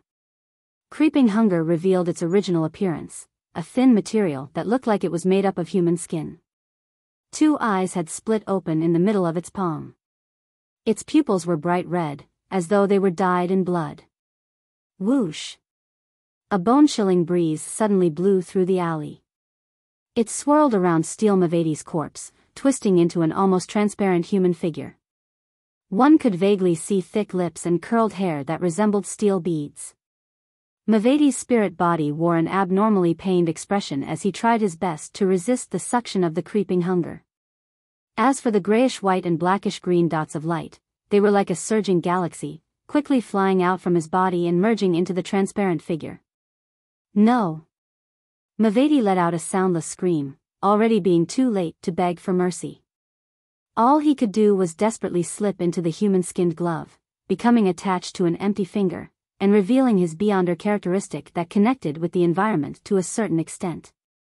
This connection determined what powers would be usable when grazing Steel Mavadi's soul. Perhaps it would be 1, 2, but no more than 3 powers. Klein had no choice over the number and details before they became fixed, as it was purely random. Creeping hunger quickly blanketed its paleness and finally returned to its former disguised state, a plain black glove. Klein closed his eyes and sensed the changes for a few seconds before letting out a profound sigh. This time, his luck wasn't bad, but it wasn't too good either. He had succeeded in acquiring 3 Beyonder powers belonging to Steel Mavadi, but he didn't receive the body as hard as steel, the tenacious vitality of being impervious to gunfire, flames, or a certain degree of explosives. The first is the power of a zombie, which allows me to unleash a critical attack, making up for my previous flaws of only having a nimble combat style. The second is mastery over ice. Although it's impossible to condense an ice spear or create a blizzard like that of the Demoness pathway to inflict a direct attack, I can freeze the surrounding ground, lower the temperature of the air, and effectively affect the movement of my enemy. If there's any physical contact, then I can even freeze the enemy's body or stiffen his flesh and blood. It's a perfect match for my combat ability. The third is the manipulation of zombies. Heh, I no longer need to be afraid of not being able to have partners for a round of cards. Klein thought for a moment, then he bent down to inspect the items on Steel Mavadi's person. He quickly found 26 pounds, 11 solely, and 8 pence in cash, as well as a collection of strange things that seemed normal, such as candles, clips, a thorny whip, and so on. Considering the fact that Steel Mavadi was a member of the Rose school of thought and belonged to the type of people who indulged in their desires, Klein vaguely understood what was going on. Spitting on the ground, he only took the cash. Werewolf has supernatural healing powers. Zombie has a body like steel. There's really no need for him to carry any healing-related medicine or items. It's as Danitz concluded, Mavadi doesn't have any mystical items. That's right, mystical items are few in number to begin with. Many have clear flaws and negative effects. Not everyone can have one even if they want one. Previously, in the group consisting of a wraith, zombie, and werewolf, there were only 2 mystical items, Scarlet Lunar Corona and Biological Poison Bottle. Klein nodded and took out a folded piece of paper. He unfolded the yellowed piece of paper and placed it on the body of Steel Mavadi, covering his face. It was a bounty notice with a portrait of Mavedi and the corresponding bounty reward, £6,000. Klein straightened up, took a step back, stepped on the peacock blue carpet, and pulled out a paper figurine. Pa! With a swing of his arm, his wrist shook, and the paper figurine was thrown out. It burst into flames before scattering into ashes. Soon after, he phased into a shadow and disappeared into the alley along with the items. 2 or 3 minutes later, Cordoba Roy rushed over with a portion of the mandated Punisher team, just in time to see a cool breeze blow up the bounty notice, revealing Steel Mavedi's dissolving flesh and blood dissolving, his eyes wide open. Whoosh! The bounty notice fell to the side and remained facing up. Having lost track of their target, Cordoba and the others silently brought Steele's corpse back to the area where the battle had taken place. Glancing at the team members who were inspecting the site, the deacon, Cordoba, restrained his emotions and asked in a deep voice, "A believer of the sun?" This was the most important question for him and his diocese. The mandated Punisher team member responsible for finding clues via supernatural means to recreate the truth wasn't a Beyonder of the Storm pathway, but a Sequence 7 knowledge keeper corresponding to Reader, also known as Detective. He didn't rush to answer, but instead came over and squatted down to examine Mavedi's corpse. After a while, he looked up and said, "It's not a believer of the sun, probably a result of using the powers of a mystical item." Reason? Cordoba asked with a frown. The mandated Punisher said, "There's an evil feeling within that stems from flesh and blood. One of the corpses was devoured in such a manner, leaving only a body's traits and items. If it's a sun believer, they wouldn't do something like that even if they relied on items. To them, things in the domain of the true Creator are sacrilegious and require immediate purification or sealing. They likely wouldn't borrow its powers." After thinking for a few seconds, Cordoba agreed with this conclusion and asked, "Someone from the Aurora Order?" "No, a real Rose Bishop or Shepherd wouldn't act so crudely. They'll definitely wrap the corpse within their body and deal with the scene after departing. There's no reason to dismember the body on the spot. It's a waste of time that also leaves a bunch of items that can be considered valuable. To devour him in such a rush, it resembles that of the negative effects of a mystical item," the knowledge keeper said calmly. "A mystical item that possesses powers in both the sun and secret suppliant domains? Perhaps it's something with powers like that of a shepherd? Berg, what's your take?" As a deacon, Cordoba had the clearance to know of a shepherd and their special abilities. As for the knowledge keeper knowing, it was a result of his position in the team. The other mandated Punishers had no idea what they were talking about. Knowledge keeper Berg stood up. "It's all possible. Any suspects?" Cordoba asked in a low voice. Berg shook his head. "There are no suspects for the time being. But one thing can be confirmed. Blood Brambles was killed by blazing Danets. The other person is his helper, a rather terrifying powerhouse that's not weaker than a pirate admiral." A terrifying powerhouse. Cordoba's expression turned grave as he muttered under his breath. Following that, his eyes lit up. Could it be Edwina? She can simulate some Beyonder powers which she has seen before. Knowledge keeper Berg pondered for a moment and then said, "We can't rule out that possibility, but our intelligence shows that she was in the vicinity of Sonia Island a few days ago. Unless she can simulate a corresponding ability and use the spirit world to travel here." Cordoba paced back and forth, looked around, and said, "Deal with the scene, and don't bring this to the attention of the nearby residents. I'll submit the mission report, and let's hope that we'll receive more effective information." This involved a powerhouse whose combat prowess was equivalent to at least a Sequence 5. He could only restrain his irascible mood and make the most rational decision.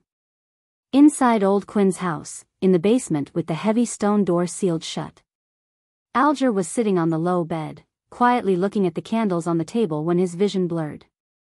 He saw the gray fog emanate, along with the fool sitting on a high chair, overlooking everything.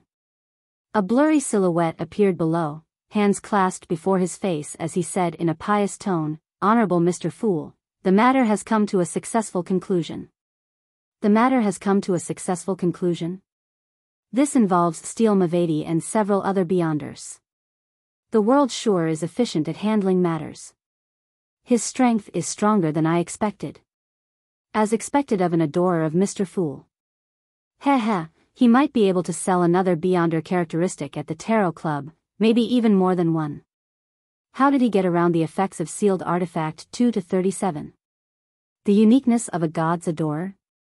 A thought flashed through Alger's mind, and he instinctively thanked Mr. Fool. Then, he took out a small metal bottle and smeared mint extract on the tip of his nose.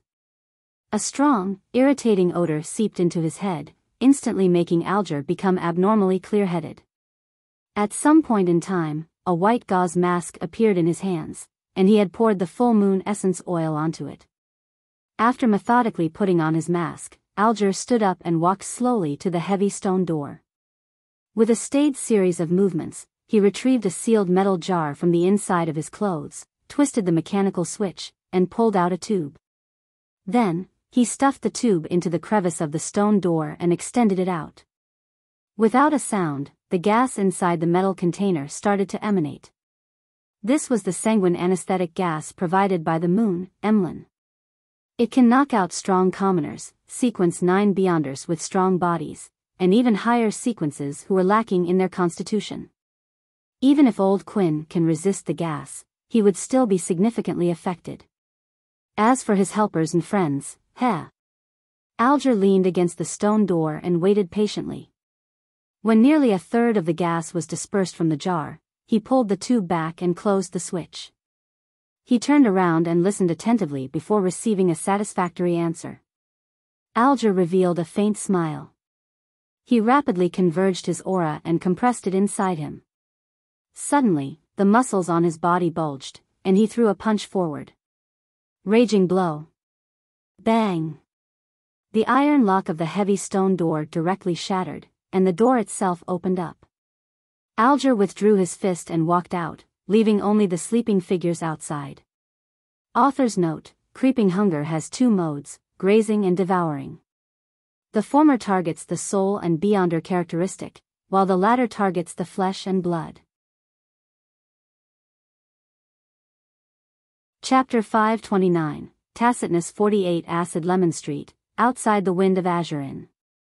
Dressed in a thick jacket and pantaloons, Blazing Danitz returned by taking a detour. He clung to the corner of a wall, remaining motionless for a long time.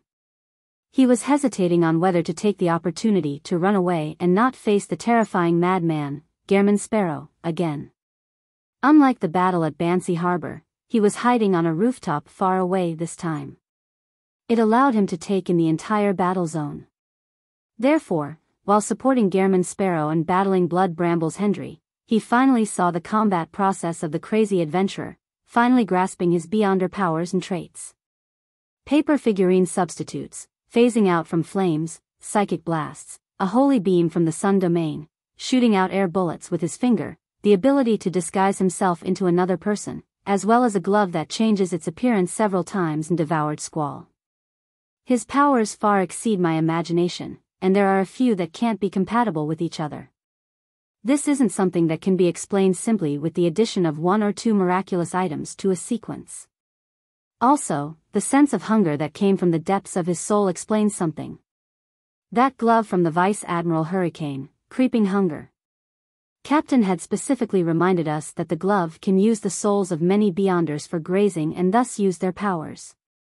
Danitz went through the thoughts he previously had and came to a final judgment. Gehrman Sparrow is the current owner of Creeping Hunger. He didn't feel any sense of belittlement simply because Gehrman had relied on a powerful mystical item to display such terrifying strength. Instead, he felt even more reverence for him. The reason for this was just one: a large part of using a mystical item to its fullest had to do with one's abilities. Without sufficient strength and extraordinary combat experience, even with Creeping Hunger, Gehrman Sparrow wouldn't have been able to finish off Steel Mavedi and calm Squall within 10 seconds. 2. His captain, Vice Admiral Edwina Edwards, learned from secret sources that Vice Admiral Hurricane didn't die at the hands of the Church of Storms, but instead, he was quickly killed by a particular powerhouse while fleeing. Danitz had no lack of understanding regarding the power of Vice Admiral Hurricane, Kalangos, back when he was at his peak. He knew that the standing of a powerhouse which could easily finish him off was equal to that of the top pirate powers. Furthermore, it would be two of the most powerful and terrifying ones, the King of the Five Seas and Queen Mystic. Although there's the factor of surprise, it would just lower the evaluation by a little.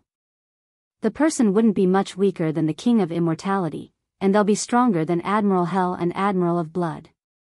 Creeping hunger now belongs to Gehrman Sparrow. This means that he's either the one who killed Kalangos, or there's a power figure at the level of the four kings backing him up. No matter which possibility it is, it's all the more terrifying than I had originally expected. Danitz's body tensed up. He really didn't want to face the adventurer who had crazy blood flowing in him. Phew. He heaved a sigh of relief. He felt that he had been hesitating here for too long and that he had to make a decision as soon as possible. Gehrman Sparrow knows how to divine, and he's rather confident in his abilities in this domain. With my shadow cloak in his hands, escaping won't only fail, but it would also end up infuriating him. Shadow cloak is a rare mystical item. Clenching his teeth, Danitz turned the corner and went through the door of the hotel, all the way to the luxurious suite. After a few seconds of careful waiting and observation, Danitz took out his key and opened the door. He saw that the room was dark, that the gas wall lights hadn't been lit, and that the not very bright light of the early morning was shining through the window and onto Gehrman Sparrow, who was facing the door. The adventurer had changed back into his usual tweed black overcoat with dark trousers. He held a half-top hat in his hand, and his right foot was raised over his left thigh. He leaned back a little, his face obscured since his back was to the window. Only his dark brown eyes, which were exceptionally clear, watched the door with indifference and calmness. Danitz unconsciously lowered his head, laughed dryly, and said, "In accordance with your instructions, I circled to a few news agencies and wrote the information that Blazing had killed Steel Mavady, Blood Brambles Hendry, and Squall on pieces of paper and threw them in. Of course, I mentioned having a powerful helper in this piece of news. He's a mysterious, unknown, a top adventurer, and a veteran bounty hunter." Klein nodded, revealing a polite smile. "Very good." With a sigh of relief, Danitz looked around and saw the peacock blue carpet. He was stunned for a few seconds before asking in puzzlement, "What about the heads of Steel and Hendry?" Klein replied calmly, "Wasn't taken." "You didn't take them?" Danitz exclaimed in astonishment. "Then what about our bounty?" As long as they had the heads of Steel and Blood Brambles, he would be able to get the appropriate bounty through people with connections.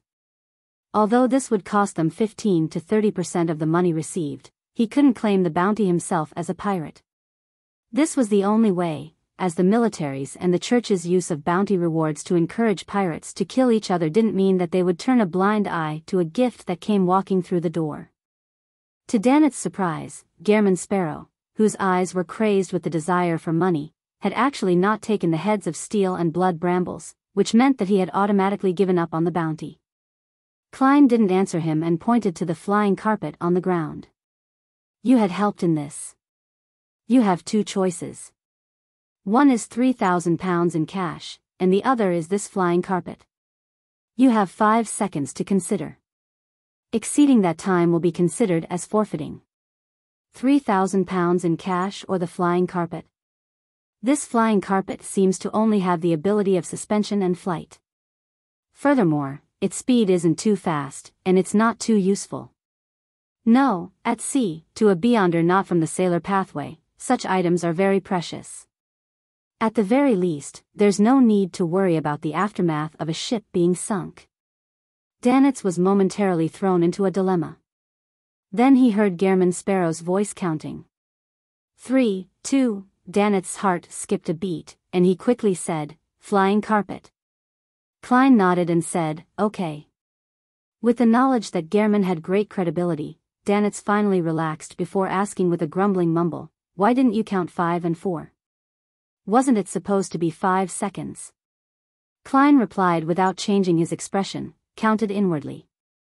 "Counted inwardly." Danitz took a deep breath and grimaced. Klein slowly stood up, flicked his wrist, threw the hat from his hand, and left it hanging firmly on the rack before walking to his bedroom.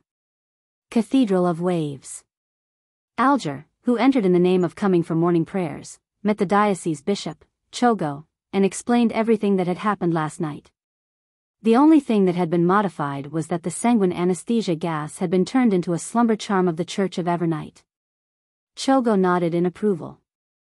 To be able to go deep into the enemy's lair and bear the risk of death for the sake of your faith, such an act is worthy of praise. You are a true storm attendant. Last night, we captured 5 Beyonders and killed 2 of them on the spot. As a result of this, Mavedi, Hendry, and Squall have also died. The heads of these 3 pirates will no longer appear, or they will be in our hands, so the government's bounty will be ours. The total receivable reward will exceed more than £10,000 in total, and you will receive the bulk of it, which is £6,000. Do not refuse. The Lord has told us that those who fight for their faith must not be reserved. Holy Lord of Storms. An excited Alger pounded his left chest with his fist. Although he and the world didn't agree on how to split the spoils of war, he believed that the 2 of them had come to a tacit understanding. For example, they were not to interfere with each other when hunting pirates. As the bounty needed to be laundered through the church, the 2 of them would split it equally. As for the bounty offered by countries and organizations such as Intis and Faysac, Alger didn't hold any expectations for them. This was because every time one exchanged for the bounty reward, one needed to hand over the corpse or head of the target. Therefore, only one entity could be chosen. Only those with a deep background and good relations with the various organizations and countries could receive all of them. £3,000 will belong to the world. If I were to lose £3,000 at once, it will raise suspicion. Yes, I'll have to find an opportunity to buy a mystical item. Such things are rare, so they're often overpriced, even more so when in times of great need. No one will doubt that I spent £5,000 on a purchase that's worth £3,000. If I sell the items obtained from Old Quinn, the ones he had received, the accounts would be squared. Alger quickly came up with a follow-up solution.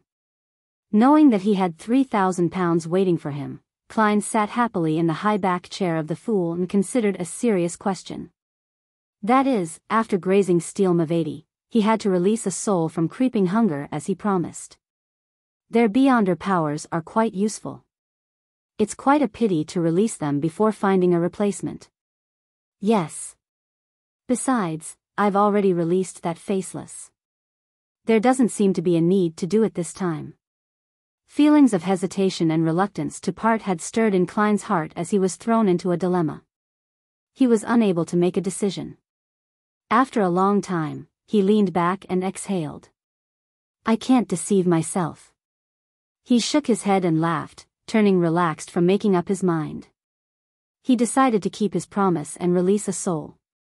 The faceless from before had been released early because he wanted to receive some corresponding information. It was already an equal exchange. Which one should I release? Miss Justice bought the materials for a psychiatrist potion and a mystical item worth 5,500. Even if she's rich, her financial situation should be tight, so it wouldn't be appropriate to sell the psychiatrist characteristic at this time. Yes, she still owes my adorer £2,000 and will repay the money in February or March. Klein rejected the idea and decided to release the nightmare. As a former Nighthawk, he always had an inclination and felt gratitude based on his impression and feelings towards Beyonders in this domain. Therefore, it wasn't difficult to make a choice in these situations without having any other factors to consider. Calming himself down, Klein picked up the human-skinned glove that he had previously brought above the grey fog. He closed his eyes and began to sense the distorted souls. Without any hesitation, he released the nightmare. Chapter 530, Chronicles. The nightmare appeared by the side of the long bronze table. He was a man in his 30s with black hair and blue eyes, a long, thin face, and obvious nasolabial folds. He had a beard that wasn't too thick by his mouth and chin. As the pain and the distortion eased, he pressed his hand to his chest and gave a solemn bow. Compared to the faceless from before, the nightmare was obviously not as muddle-headed and weak after being released. It was unknown if the Evernight pathway's enhancement to one's soul was stronger than that of the seer pathway, or if it was because the grazing process had only happened recently. Klein sighed silently and began asking via spirit channeling, "Why did you die at the hands of Kalangos?" The corner of the nightmare's mouth slightly curled up, revealing a bitter smile. "I'm a red glove from the Nighthawks. I was tracking down a bunch of ancient chronicles that originated from a Balam imperial tomb. We suspected that they were related to the reason for Death's passing. I found out that a part of it might have fallen into the hands of a particular tycoon, so I led 2 companions of mine and boarded the ship he was on. Unfortunately, we were attacked by Kalangos' fleet just as we were about to launch an investigation." "What happened to your companions?" Klein subconsciously asked. The nightmare said in a slightly pained tone, "We originally had the opportunity to leave and even kill Kalangos through our skillful teamwork, but our ship sank, and we had to board a lifeboat instead. Everyone died. No, they were killed in the line of duty. May the goddess bless you." Klein drew a crimson moon inwardly. This made him more aware of the great difference between fighting at sea and fighting on land. Environmental factors were of critical importance. Beyonders not from the sailor pathway would be at a great disadvantage. If it wasn't because of the fact that the flying carpet had been huge, cumbersome, and slow, making him an easy target, Klein would have opted to keep it and give Dan its cash. "Fortunately, I have the bladder of a murloc. I can find an artisan to create a mystical item that allows me to swim underwater. Unfortunately, it's very difficult to find an artisan. Most of them are from the Church of the God of Steam and Machinery, and there aren't many unaffiliated ones, otherwise, mystical items wouldn't be this rare. If push comes to shove, I'll get Mr. Hanged Man to help." Klein looked at the nightmare who had been killed in the line of duty and said softly as he leaned back, "What's your name? What unfulfilled wishes do you have?" The figure of the nightmare was already slowly dissipating. When he heard Klein's question, he said with a smile, "My name is Davy Raymond. I lost my parents, wife, and siblings in a black magic incident, leaving me with only one daughter, Nilu. She was born in 1330 and is a very lovely girl. And I'm sorry to say that in order to investigate the truth over the black magic incident, I joined the Nighthawks and later became a red glove. I didn't manage to spend time with her, making her lose her father alongside her mother. I believe that the church will definitely give her my pension and secretly provide her a certain amount of help. I'm not worried about her life, but I only hope to see her enter the hall of marriage under the witness of the goddess, to have her own family and not be lonely anymore. It's already the year 1350. She may already have a marriage partner." Klein sighed wistfully and said. "Time flies," Davy Raymond muttered in response. "Tell her that all the culprits have been punished and that I died because of an accident. There's no need to hate anyone anymore. Tell her that Daddy loves her, and Daddy is very sorry." His figure became more and more transparent, and he was about to disappear. Klein closed his eyes and asked, "Where does she live? What's the name of the tycoon who collected Death's chronicles?" "We live in Desi County's Conant City. It's a beautiful seaside city, with rich rubber plantations growing nearby. If she hasn't moved, then she'll be living at 67 Red Indus Street. The tycoon's name is Jimmy Necker. He should have fallen into the hands of Kalangos as well."